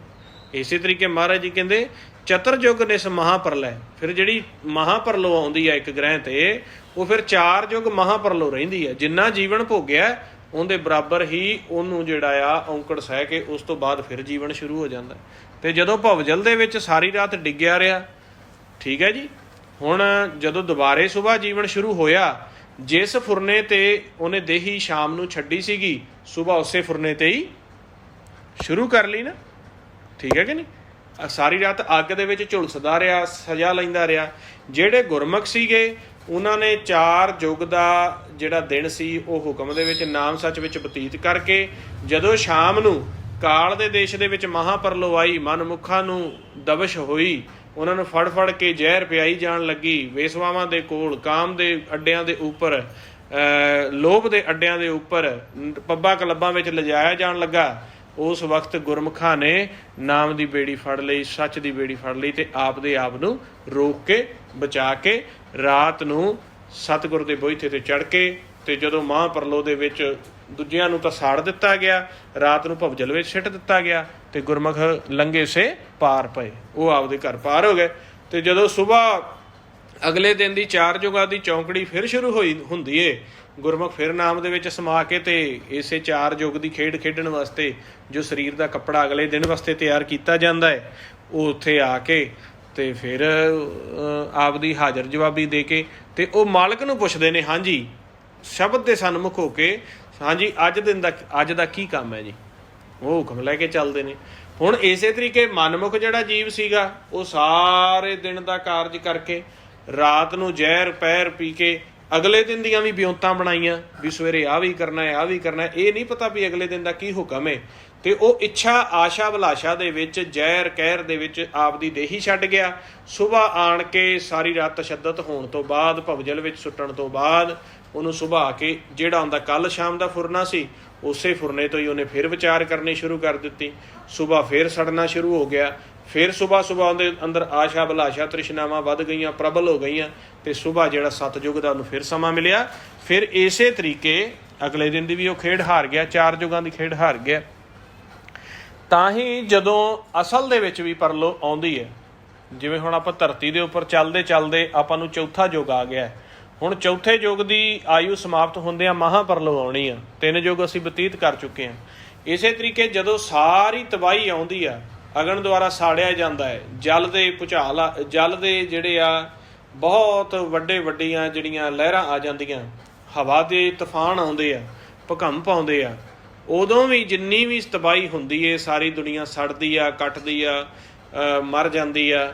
ਉਹਦੇ ਵਿੱਚੋਂ ਜਿਹੜੇ ਗੁਰਮੁਖ ਤਾਂ ਹੁੰਦੇ ਨੇ, ਸਾਧੂ ਹੁੰਦੇ ਨੇ, ਉਹਨਾਂ ਨੂੰ ਤਾਂ ਸਾਰਿਆਂ ਨੂੰ ਨਾਮ ਦੇ ਵਿੱਚ ਸਮਾ ਕੇ ਇਹ 5 ਤੱਤਾਂ ਤੋਂ ਵੱਖ ਕਰਕੇ ਸੱਚ ਦੇ ਵਿੱਚ ਆਸਣ ਲਵਾ ਦਿੱਤਾ ਜਾਂਦਾ ਹੈ। ਤੇ ਫਿਰ ਜਿਹੜੇ ਮਨਮੁਖ ਜੀਵੇ ਸੜਦੇ ਆ, ਸਾਰੀ ਦੇਹੀ ਸੜਦੀ ਆ, ਹੋਰ ਸਾਰੇ ਸੜਦੇ ਆ, ਇਹਨਾਂ ਨੂੰ ਇਸੇ ਤਰੀਕੇ ਭਵਜਲ ਦੀ ਸੁੰਨ ਵਿੱਚ ਲਿਜਾ ਕੇ ਜਿੰਨੇ ਦੇਰ ਤੱਕ ਉਸ ਧਰਤੀ ਦਾ ਬੈਲੈਂਸ ਨਹੀਂ ਠੀਕ ਹੁੰਦਾ, ਲਗਾਤਾਰ 4 ਯੁੱਗ ਜਿਵੇਂ ਉਹ ਧਰਤੀ ਸੜਦੀ ਹੈ, 4 ਯੁੱਗ ਉਸ ਭਵਜਲ ਦੀ ਜਲਨ ਦੇ ਵਿੱਚ ਤੱਤਾਂ ਦੇ ਰੂਪ ਵਿੱਚ ਇਹਨਾਂ ਨੂੰ ਬਤੌਰ ਸਜਾ ਰੱਖਿਆ ਜਾਂਦਾ, ਉਸੇ ਹੀ ਵਾਯੂਮੰਡਲ ਦੇ ਵਿੱਚ। ਦੇਖੋ, ਇਹ ਨਹੀਂ ਹੈਗਾ ਵੀ ਮਹਾਂਪਰਲੋ ਆ ਜਾਏਗੀ ਤੇ ਸਾਰਿਆਂ ਦੀ ਜਾਨ ਛੁੱਟ ਜੂਗੀ। ਜਦੋਂ ਮਹਾਂਪਰਲੋ ਨੇ ਆਉਣਾ ਆ, ਜਿਹੜੇ ਮਨਮੁਖ ਜੀਵਨ ਨੇ ਉਹਨਾਂ ਨੂੰ ਉਸੇ ਤਰੀਕੇ ਹੀ ਚੱਕ ਕੇ ਫਿਰ ਅੱਗ ਦੇ ਵਿੱਚ ਸਾੜ ਕੇ, ਜਿਵੇਂ ਜਿਵੇਂ ਤੱਤ ਸੜਦੇ ਰਹਿਣਗੇ, ਸਾਰਾ ਬ੍ਰਹਿਮੰਡ ਆ, ਤੂਫਾਨ ਚੱਲਦੇ ਰਹਿੰਦੇ ਆ, ਗਰਮੈਸ਼ ਵਧੀ ਰਹਿੰਦੀ ਆ, ਉਹਦੇ ਵਿੱਚ ਹੀ ਉਹਨਾਂ ਨੂੰ ਮਾਲਕ 84 ਦਾ ਜਿਹੜਾ ਤੱਤਾਂ ਵਾਲਾ ਜੀਵਨ ਸੂਖਮ ਤੱਤ ਬਣਾ ਕੇ ਕਿਸੇ ਨੂੰ ਮਿੱਟੀ ਦੇ ਵਿੱਚ ਪਾ ਦਿੰਦਾ, ਕਿਸੇ ਨੂੰ ਅਗਨ ਦੇ ਵਿੱਚ ਪਾ ਦਿੰਦਾ। ਮਾਲਕ ਜੂਨਾਂ ਬਦਲ ਦਿੰਦਾ। ਜੇ ਅੱਜ ਇੱਥੇ ਬਹਾਲੀ ਹੈ ਤਾਂ ਇਸ ਤਰ੍ਹਾਂ ਦੀਆਂ ਜੂਨਾਂ ਨੇ। ਜਦੋਂ ਉਜਾੜ ਹੋ ਜਾਂਦੀ ਆ, ਉਦੋਂ ਵੀ 84 ਲੱਖ ਜੂਨ ਚੱਲਦੀ ਰਹਿੰਦੀ ਹੈ, ਪਰ ਉਹਨਾਂ ਦੀਆਂ ਅਕਲਾਂ ਸ਼ਕਲਾਂ ਤੇ ਆਕਾਰ ਬਦਲ ਕੇ ਉੱਥੇ ਹੀ 4 ਯੁੱਗ ਫਿਰ ਉਹ ਸੜਦੇ ਰਹਿੰਦੇ ਨੇ। ਇੰਨੀ ਤਸ਼ੱਦਦ ਕੀਤੀ ਜਾਂਦੀ ਹੈ। ਦੇਖੋ, ਇਹ ਖੇਲ ਆ। ਫਿਰ ਜਦੋਂ ਬਹਾਲੀ ਹੋਵੇਗੀ 4 ਯੁੱਗਾਂ ਬਾਅਦ, ਉਸੇ ਧਰਤੀ ਤੇ ਕੀਤੀ ਜਾਵੇ, ਉਹਨਾਂ ਖੰਡਾਂ ਦੇ ਵਿੱਚ ਕੀਤੀ ਜਾਵੇ ਦੁਬਾਰਾ। ਫਿਰ ਜਿੱਥੇ ਮਹਾਂਪਰਲੋ ਆਈ ਸੀ, ਜਿਵੇਂ ਜੀਵਨ ਚੱਲੇਗਾ, ਉਵੇਂ ਜਿਵੇਂ ਉਹਨਾਂ ਨੂੰ ਜੀਵਨ ਮਿਲੇਗਾ, ਦੁਬਾਰਾ ਉਸੇ ਹੀ ਫੁਰਨੇ ਤੋਂ ਫਿਰ ਸ਼ੁਰੂ ਹੋਣਗੇ। ਤਾਂ ਹੀ ਤਾਂ ਮਹਾਰਾਜ ਕਹਿੰਦੇ ਨੇ 4 ਯੁੱਗ ਜਿਹੜੇ ਆ, ਇਹ ਮਨ ਕੇਤੜਿਆਂ ਯੁੱਗ ਭਰਮਿਆ। ਕਿੰਨੇ ਯੁੱਗ ਹੋ ਗਏ, ਆਪਣਾ ਫੁਰਨਾ ਨਹੀਂ ਟੁੱਟਦਾ ਪਿਆ, ਮਾਨਸ ਜਾਮਾ ਮਿਲ ਜਾਂਦਾ ਹੈ। ਪਰਲੋ ਦੇ ਵਿੱਚ ਜਾ ਕੇ ਵੀ ਸਾਰਾ ਜੀਵਨ ਤਹਿਸ ਨਹਿਸ ਹੋ ਕੇ ਜਦੋਂ ਦੁਬਾਰਾ ਸਾਨੂੰ ਜੂਨ ਮਿਲਣੀ ਆ, ਉਸੇ ਹੀ ਫੁਰਨੇ ਤੋਂ ਸ਼ੁਰੂ ਹੋਵਾਂਗੇ ਜਦੋਂ ਅਸੀਂ ਪਹਿਲੋਂ 4 ਯੁੱਗ ਜਿਹੜੀ ਖੇਲ ਨੂੰ ਪਹਿਲੋਂ ਪਸੰਦ ਕੀਤਾ ਹੋਇਆ ਸੀ, ਉਵੇਂ ਦੇ ਹੀ ਫਿਰ। ਤਾਂ ਹੀ ਤਾਂ ਹੁਣ ਆਪਾਂ ਦੇਖਦੇ ਹਾਂ ਵੀ ਆਹ ਹੁਣ ਖੁਦਾਈਆਂ ਹੁੰਦੀਆਂ ਨੇ, ਉਹ ਥੱਲੋਂ ਭਵਨ ਨਿਕਲਦੇ ਆ, ਕਿਤੇ ਖੁਦਾਈ ਹੋਈ ਆ ਸੀਵਰੇਜ ਸਿਸਟਮ ਨਿਕਲਿਆ ਆ, ਕਿਤੇ ਖੁਦਾਈ ਹੋਈ ਆ ਪੁਰਾਣੇ ਫੋਨ ਵੀ ਨਿਕਲੇ ਆ, ਕਿਤੇ ਖੁਦਾਈ ਹੁੰਦੀ ਉੱਥੇ ਪਤਾ ਲੱਗਦਾ ਵੀ ਪਹਿਲੋਂ ਜਹਾਜ਼ ਵੀ ਸੀਗੇ। ਇਹ ਵਾਰ-ਵਾਰ ਇੱਕ ਰੋਟੇਸ਼ਨ ਦੇ ਵਿੱਚ ਚੱਲਦੀ ਪਈ ਆ ਚੀਜ਼। ਇਹ ਤੁਸੀਂ ਨਾ ਸਮਝੋ ਕਿ ਅਸੀਂ ਅੱਜ ਮੋਬਾਈਲ ਫੋਨ ਦੀ ਇਨਵੈਂਸ਼ਨ ਕਰ ਲਈ ਆ, ਅਸੀਂ ਅੱਜ ਕਾਰਾਂ ਦੀ ਇਨਵੈਂਸ਼ਨ ਕਰ ਲਈ ਆ। ਪਤਾ ਨਹੀਂ ਕਿੰਨੀ ਵਾਰ ਇੱਥੇ 4 ਯੁੱਗਾਂ ਦੀ ਚੌਂਕੜੀ ਦੇ ਵਿੱਚ ਕਾਰਾਂ ਵੀ ਬਣੀਆਂ ਆ, ਮੋਬਾਈਲ ਫੋਨ ਵੀ ਬਣੇ ਆ, ਲੈਪਟਾਪ ਵੀ ਬਣੇ ਆ, ਜਾਂ ਹੁਣ ਵਾਇਰਲੈਸ ਵਰਲਡ ਬਣਦਾ ਪਿਆ, ਰੇਂਜਾਂ ਦੇ ਆਧਾਰ ਤੇ ਸਾਰੀ ਖੇਲ ਚੱਲਦੀ ਪਈ ਹੈ, ਮਨੀ ਬਣੀ ਆ। ਇਹ ਗਾਂ ਇਸ ਤੋਂ ਵੀ ਜੋ ਅਸੀਂ ਪਹਿਲੋਂ ਕਰ ਚੁੱਕੇ ਹਾਂ ਉਹ ਦੁਬਾਰਾ ਫਿਰ ਰਿਪੀਟ ਹੋਏਗਾ। ਇਸੇ ਤਰੀਕੇ ਰੋਟੇਸ਼ਨ ਹੀ ਚੱਲਦੀ ਪਈ ਹੈ। ਆਪਾਂ ਇਸ ਚੀਜ਼ ਚੋਂ ਨਿਕਲ ਨਹੀਂ ਸਕਦੇ। ਸਿਰਫ ਗੁਰਮੁਖ ਜਿਹੜੇ ਨੇ ਉਹ ਵੇਖ ਲੈਂਦੇ ਆ, ਉਹ ਪਹਿਲੋਂ ਤਾਂ ਸਾਧੂਆਂ ਤੇ ਭਰੋਸਾ ਕਰਦੇ ਨੇ, ਕਿਉਂਕਿ ਸਿੱਧਾ ਤਾਂ ਵਿਖਾਇਆ ਨਹੀਂ ਜਾ ਸਕਦਾ, ਕਿਉਂਕਿ ਮਨ ਦੀ ਦਿਵ ਦ੍ਰਿਸ਼ਟੀ ਨਹੀਂ ਹੁੰਦੀ ਔਰ ਅੰਦਰ ਸ਼ਬਦ ਦੀ ਇੰਨੀ ਪਾਵਰ ਨਹੀਂ ਹੁੰਦੀ ਵੀ ਮਨ ਆਪ ਦੇਖ ਲਵੇ। ਪਹਿਲੋਂ ਤਾਂ ਜਦੋਂ ਸਾਧੂ ਸਾਨੂੰ ਦੱਸਦੇ ਆ, ਸਾਧੂਆਂ ਦੀ ਬਚਨਾਂ ਤੇ ਭਰੋਸਾ ਕਰਕੇ ਵੀ ਹਾਂ ਵੀ ਜੋ ਇਹ ਬਚਨ ਕਰਦੇ ਨੇ ਠੀਕ ਨੇ, ਫਿਰ ਜਦੋਂ ਸਾਡੀ ਦਿਵ ਦ੍ਰਿਸ਼ਟੀ ਬਣ ਕੇ ਪਾਵਰ ਬਣਦੀ ਆ, ਅਸੀਂ ਉਹਨਾਂ ਦੀਆਂ ਗੱਲਾਂ ਮੰਨ ਲੈਂਦੇ ਹਾਂ, ਤੇ ਫਿਰ ਉਹ ਸਾਨੂੰ ਆਪ ਜਦੋਂ ਅਸੀਂ ਦੇਖ ਲੈਂਦੇ ਹਾਂ ਵੀ ਵਾਕਿਆ ਹੀ ਪਤਾ ਨਹੀਂ ਕਿੰਨੀ ਵਾਰੀ ਫੋਨ ਵਰਤੇ ਆ, ਫੋਨਾਂ ਤੋਂ ਵੀ ਐਡਵਾਂਸ ਟੈਕਨੋਲੋਜੀ ਵਰਤੀ ਆ, ਜਾਂ ਜਿਵੇਂ ਆਪਾਂ ਦੇਖਦੇ ਹਾਂ ਆ ਉੜਨ ਤਸ਼ਤਰੀਆਂ ਆ ਜਾਂ ਏਲੀਅਨਸ ਆਪਾਂ ਕਹਿ ਦਿੰਦੇ ਹਾਂ, ਉਹ ਤੁਸੀਂ ਐਡਵਾਂਸ ਦੇਖ ਸਕਦੇ ਆ। ਆਪਾਂ ਏਲੀਅਨਸ ਦੀ ਫੋਟੋ ਵੀ ਦੇਖੀ ਹੋਏਗੀ, ਉਹ ਦੇਖਣ ਦੇ ਵਿੱਚ ਕਿੰਨੇ ਬੇਸੁਰਤੇ ਜੇ ਲੱਗਦੇ ਆ, ਤੇ ਇੱਕ ਛੋਟੇ ਜਿਹੇ ਜਿਹੜੀ ਉਡਨ ਤਸ਼ਤਰੀ ਉਹਦੇ 'ਚ ਪੂਰੇ ਆ ਜਾਂਦੇ ਆ। ਇਸੇ ਤਰੀਕੇ ਜਿਵੇਂ ਜਿਵੇਂ ਇਨਸਾਨ ਕਲਯੁੱਗ ਦੇ ਵਿੱਚ ਤਰੱਕੀ ਕਰਦਾ ਜਾਂਦਾ ਹੈ, ਉਹ ਸਾਡੇ ਤੋਂ ਐਡਵਾਂਸ ਧਰਤੀਆਂ ਨੇ ਜਿੱਥੇ ਹੁਣ ਐਡਵਾਂਸ ਸਾਡੇ ਤੋਂ ਤਰੱਕੀ ਹੋ ਚੁੱਕੀ ਆ। ਜਿੱਦਾਂ ਇੰਡੀਆ ਤੋਂ ਐਡਵਾਂਸ ਜਿਹੜਾ ਆ ਆਸਟ੍ਰੇਲੀਆ ਤੋਂ ਐਡਵਾਂਸ ਅਮਰੀਕਾ, ਇਸ ਤਰ੍ਹਾਂ ਇਹ ਐਡਵਾਂਸ ਧਰਤੀਆਂ ਨੇ।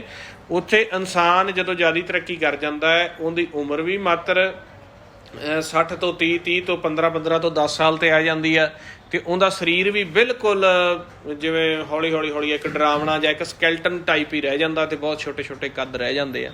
ਉਹ ਤਾਂ ਏਲੀਅਨਸ ਦੀਆਂ ਜਿਹੜੀਆਂ ਫੋਟੋਆਂ ਆਉਂਦੀਆਂ ਜਾਂ ਉਹਨਾਂ ਦੇ ਛੋਟੇ ਸਾਧਨ ਆਉਂਦੇ ਆ, ਅਤੇ ਆਪਾਂ ਅੱਜ ਤੱਕ ਜਿਹੜੀਆਂ ਰਿਸਰਚਾਂ ਸਾਇੰਸ ਨੇ ਕੀਤੀਆਂ ਵੀ ਉਹ ਸੁਪਰ ਪਾਵਰ ਨੇ, ਉਹਨਾਂ ਕੋਲ ਬਹੁਤ ਗਤੀ ਆ, ਉਹ ਇੱਕ ਗ੍ਰਹਿ 'ਤੇ ਆ ਜਾ ਸਕਦੇ, ਇੰਨੀ ਵੀ ਤਰੱਕੀ ਹੋ ਜਾਂਦੀ ਆ।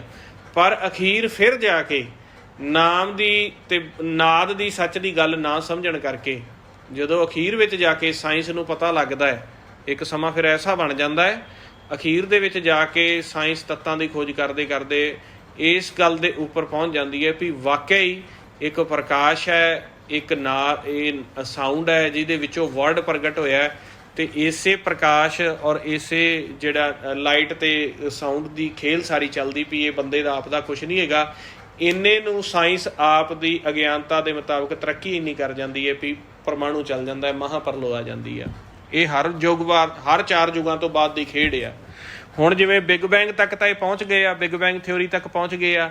ਕਾਫੀ ਜਿਹੜੇ ਆ ਉਹ ਇਹ ਵੀ ਕਹਿਣ ਲੱਗ ਗਏ ਨੇ ਕਿ ਬ੍ਰਹਿਮੰਡ ਦੇ ਵਿੱਚ ਆਵਾਜ਼ਾਂ ਮੌਜੂਦ ਨੇ, ਉਹਨਾਂ ਨੂੰ ਬਿਲਕੁਲ ਲੋ ਫ੍ਰੀਕੁਐਂਸੀ ਦੇ ਵਿੱਚ ਚੱਲਦੀਆਂ ਪਈਆਂ ਨੇ, ਜੋ ਇਨਸਾਨੀ ਕੰਨ ਨਹੀਂ ਸੁਣ ਸਕਦੇ, ਉਹਨਾਂ ਨੂੰ ਮਸ਼ੀਨਾਂ ਦੁਆਰਾ ਸੁਣਨ ਦੇ ਯਤਨ ਹੋ ਰਹੇ ਨੇ।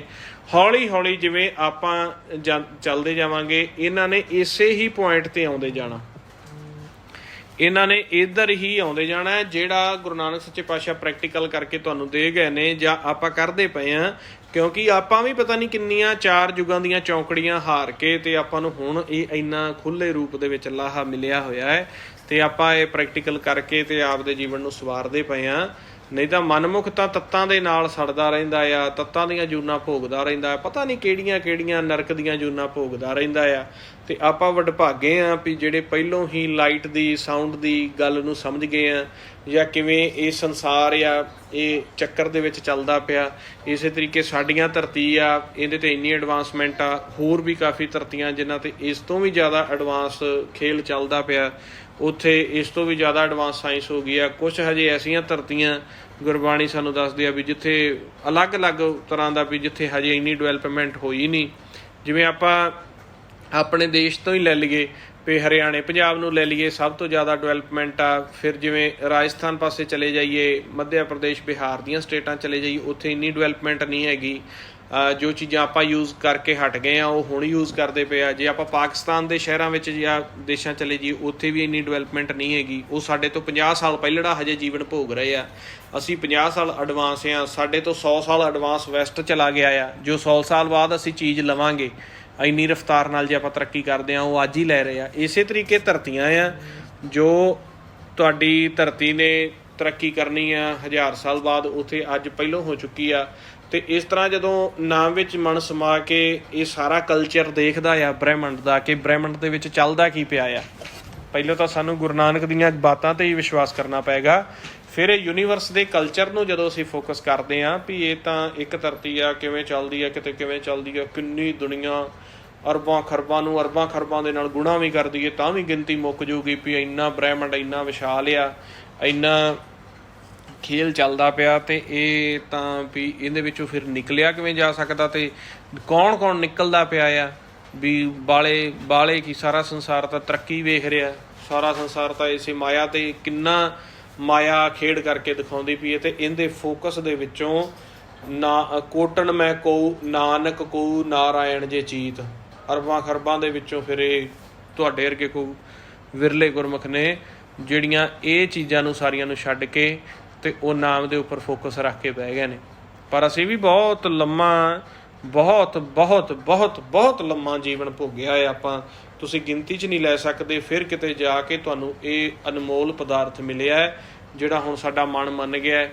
100 ਰੁਪਈਏ ਤੋਂ ਵੀ ਮਨ ਤੋੜਨਾ ਹੈ, 500 ਤੋਂ ਵੀ ਤੋੜਨਾ ਹੈ, 1000 ਤੋਂ ਵੀ ਤੋੜਨਾ ਪਏਗਾ, ਲੱਖ ਤੋਂ ਵੀ ਐਵੇਂ ਹੀ ਤੋੜਨਾ ਪਏਗਾ। ਜਿਵੇਂ 1 ਰੁਪਏ ਦੇ ਨੋਟ ਤੋਂ ਮਨ ਤੋੜ ਲਈਏ ਤੇ ਦੁਬਾਰਾ ਨੋਟ ਨਾਲ ਮਨ ਨਾ ਜੁੜੇ, 1 ਦੀ ਤੇ ਲੱਖ ਦੀ ਵੈਲਿਊ 1 ਹੋ ਜਾਂਦੀ ਹੈ। ਇਸੇ ਤਰੀਕੇ ਮਨ ਤਾਂ ਤੋੜਨਾ ਹੀ ਪਏਗਾ। 1 ਕਰੋੜ ਹੋਣ ਤੇ ਵੀ ਤੋੜੀਏ, 1 ਅਰਬ ਹੋਣ ਤੇ ਵੀ ਤੋੜੀਏ, ਮਨ ਦੇ ਵਿੱਚ ਜਿਹੜਾ ਫੋਕਸ ਹੈ ਉਹ ਟੁੱਟ ਜਾਵੇ। ਮਾਇਆ ਤਾਂ ਚੱਲਦੀ ਰਹੂਗੀ, ਬ੍ਰਹਿਮੰਡ ਦੀ ਖੇਡ ਤਾਂ ਚੱਲਦੀ ਰਹੂਗੀ, ਪਰ ਮਨ ਦਾ ਵਿਚਾਰ ਟੁੱਟ ਜਾਏਗਾ, ਉਦੋਂ ਅਸੀਂ ਸੱਚ 'ਚ ਸਮਾਵਾਂਗੇ। ਸੋ ਇਸ ਕਰਕੇ ਪ੍ਰੈਕਟੀਕਲ ਤਾਂ ਸਾਡਾ ਬਹੁਤ ਜ਼ਿਆਦਾ ਪਿਆ ਆ, ਬਹੁਤ ਜ਼ਿਆਦਾ ਪਿਆ ਆ। ਹਜੇ ਤਾਂ ਆਪਾਂ ਗਿਆਨ ਵਿਗਿਆਨ ਜਾਂ ਇੱਧਰ ਦੀਆਂ ਕਥਾ ਕਹਾਣੀਆਂ ਸੁਣ ਕੇ ਹੀ ਪ੍ਰਭਾਵਿਤ ਹੁੰਦੇ ਪਏ ਹਾਂ। ਜਦੋਂ ਇਸ ਗੱਲ 'ਤੇ ਆਪਾਂ ਫੋਕਸ ਕਰੀਏ, ਜਿਵੇਂ ਅੱਜ ਮੈਂ ਤੁਹਾਨੂੰ ਕਹਾਣੀ ਸਮਝਾਈ ਆ ਵੀ ਕਿਵੇਂ ਧਰਤੀਆਂ 'ਤੇ ਕਿਵੇਂ ਕਲਚਰ ਚੱਲਦਾ ਪਿਆ, ਅਲੱਗ-ਅਲੱਗ ਗੱਲਾਂ ਬਾਤਾਂ, ਸਾਡੇ ਤੋਂ ਵੀ ਐਡਵਾਂਸ ਅਸੀਂ ਸੋਚ ਵੀ ਨਹੀਂ ਸਕਦੇ, ਲੱਖਾਂ ਲੱਖਾਂ ਸਾਲ ਐਡਵਾਂਸ ਸਾਡੇ ਤੋਂ ਜੀਵਨ ਲੋਕ ਜਿਹੜੇ ਆ ਜਿਉਂ ਰਹੇ ਆ। ਅਤੇ ਫਿਰ ਤਾਂ ਇਹੀ ਆ ਵੀ ਨਾਮ ਦੇ ਵਿੱਚ ਅਤੇ ਸੱਚ ਦੇ ਵਿੱਚ ਜਿਹੜੀ ਅਖੀਰ ਜਦੋਂ ਮਹਾਂਪਰਲੋ ਆ ਜਾਂਦੀ ਹੈ, ਜਿਹੜੇ ਸਵਰਗ ਨੇ ਸੂਖਮ ਦੇ ਵਿੱਚ, ਜਿਹੜੀ ਮਹਾਂਪਰਲੋ ਤੋਂ ਵੱਡੀ ਮਹਾਂਪਰਲੋ ਆਉਂਦੀ ਹੈ, ਉਹ ਇੰਨੀ ਗਰਮੈਸ਼ ਵੱਧ ਜਾਂਦੀ ਹੈ। ਜਿਵੇਂ ਇੱਕ ਪਰਲੋ ਆਉਂਦੀ ਹੈ ਜਿਹਦੇ ਵਿੱਚ ਇੱਕ ਧਰਤੀ ਸਾੜੀ ਜਾਂਦੀ ਆ, ਦੂਸਰੀਆਂ ਧਰਤੀਆਂ 'ਤੇ ਜੀਵਨ ਚੱਲਦਾ ਰਹਿੰਦਾ। ਇੱਕ ਪਰਲੋ ਆਉਂਦੀ ਹੈ ਜਿਹਦੇ ਵਿੱਚ 9 ਖੰਡ, ਜਿਵੇਂ ਆਪਣੇ 9 ਖੰਡ ਨੇ ਨਾ, 8 ਗ੍ਰਹਿ ਨੇ, 9ਵਾਂ ਸਰੀਰ ਆ, ਸਰੀਰ ਸਮੇਤ 8 ਗ੍ਰਹਿਆਂ ਨੂੰ ਮਤਲਬ ਕਿ ਸਰੀਰ ਦੀ ਜੂਨ ਖਤਮ ਕਰ ਦਿੱਤੀ ਜਾਂਦੀ ਹੈ ਸਾਰੇ ਗ੍ਰਹਿਆਂ 'ਤੇ, ਤਾਂ 9 ਖੰਡ ਕਿਹਾ ਨਾ। 8 ਗ੍ਰਹਿਆਂ ਨੂੰ ਹੀ ਸਾੜ ਕੇ ਉਹਦੇ ਉਸ 9 ਖੰਡਾਂ ਦੇ ਬ੍ਰਹਿਮੰਡ ਦਾ ਜੀਵਨ ਬੰਦ ਕਰ ਦਿੱਤਾ ਜਾਂਦਾ। ਫਿਰ 12 ਖੰਡਾਂ ਦੇ ਉੱਪਰ ਜਾ ਕੇ 14 ਖੰਡਾਂ ਦੇ ਉੱਤੇ ਮਹਾਂਪਰਲੋ ਆ ਜਾਂਦੀ ਹੈ। ਫਿਰ ਇਹ 14 ਖੰਡਾਂ ਨੂੰ ਮਿਲਾ ਕੇ ਜਿਹੜੀਆਂ ਫਿਰ ਗਲੈਕਸੀ ਬਣਦੀਆਂ ਨੇ, ਫਿਰ ਇੱਕ ਗਲੈਕਸੀ ਨੂੰ ਸਾੜ ਦਿੱਤਾ ਜਾਂਦਾ ਹੈ।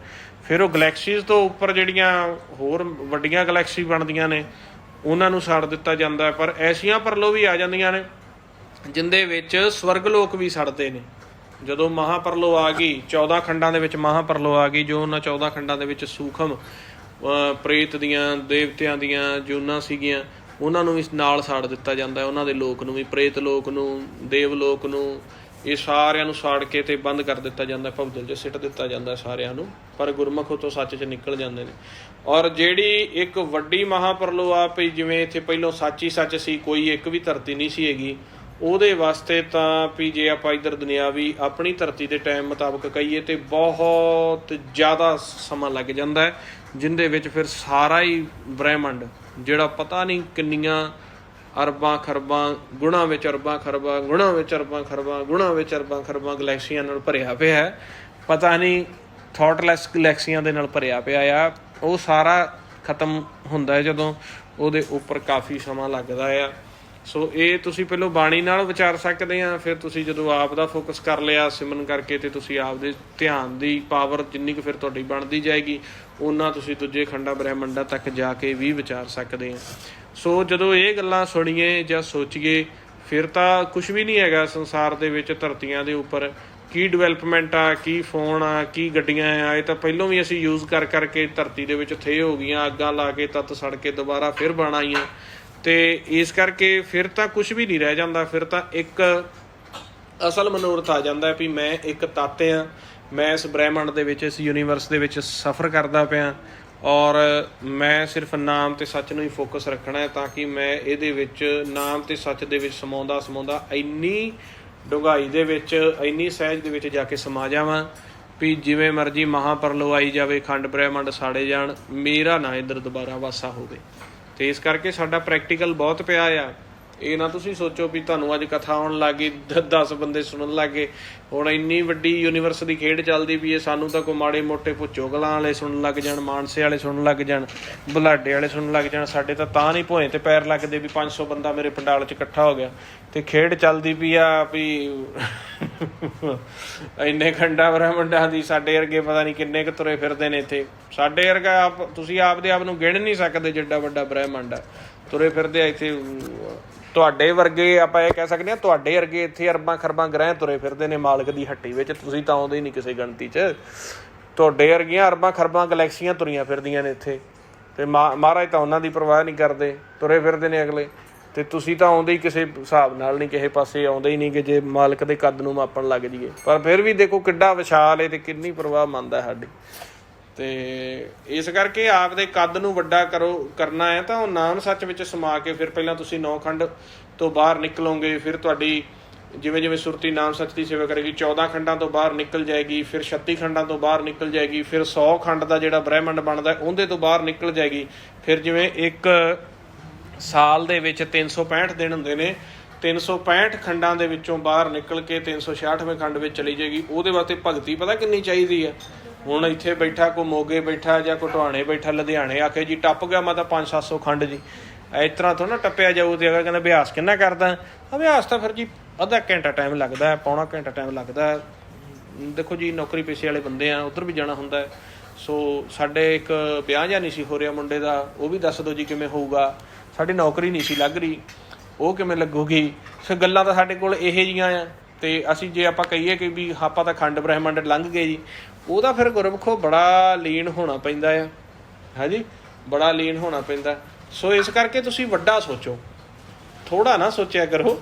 ਕਿਉਂਕਿ ਅਸੀਂ ਪ੍ਰਚਾਰ ਕਰਦੇ ਹਾਂ ਤੇ ਨਾ ਮਤਲਬ ਇਸ ਤਰ੍ਹਾਂ ਦੇ ਗੁਰਮੁਖ ਮਿਲਦੇ ਨੇ ਵਿਚਾਰੇ, ਤੇ ਮਨ ਨੂੰ ਮੋਹਿਆ ਹੋਇਆ ਮੋਹਣੀ ਨੇ ਉਹਨਾਂ ਨੂੰ। ਫਿਰ ਸਾਰੀ ਜਦੋਂ ਇਸ ਤਰ੍ਹਾਂ ਦੀ ਗੱਲ ਆਪਾਂ ਦੱਸਦੇ ਹਾਂ ਵੀ ਬਾਣੀ ਦੇ ਵਿੱਚ ਇਹ ਵਰਣਨ ਹੈ ਸਾਰਾ ਸ਼ਬਦ ਦਾ ਅਭਿਆਸ, ਫਿਰ ਉਹ ਜਿਹੜੀਆਂ ਮੈਂ ਹੁਣ 2-4 ਗੱਲਾਂ ਕਹੀਆਂ ਨੇ ਉਹ ਗੱਲ ਫਿਰ ਉੱਥੇ ਲੈ ਆਉਂਦੇ ਨੇ ਵੀ ਜੇ ਫਿਰ ਵਿਆਹ ਨਹੀਂ ਹੁੰਦਾ ਪਿਆ, ਮੁੰਡਾ ਨਹੀਂ ਹੁੰਦਾ ਪਿਆ, ਅੰਸ ਬੰਸ ਕਿਵੇਂ ਚੱਲੇਗੀ। ਤੇ ਬਾਹਰ ਦੀ ਫੈਲ ਪਤਾ ਨਹੀਂ ਜੀ ਕਿਸੇ ਨੇ ਸਾਡਾ ਤਾਂ ਕੋਈ ਕਾਲਾ ਜਾਦੂ ਮਾਰ ਕੇ ਬੰਨ੍ਹਤਾ ਜੀ, ਜਦੋਂ ਲਾਉਂਦੇ ਆ ਜੀ ਨਾ ਹੀ ਹੋ ਜਾਂਦੀ ਹੈ। ਕਦੇ ਬੈਂਕ ਦਾ ਲੋਨ ਨਹੀਂ ਬਣਦਾ, ਬੈਂਕ ਦਾ ਲੋਨ ਬਣਦਾ ਏਜੰਟ ਨਹੀਂ ਮੰਨਦਾ।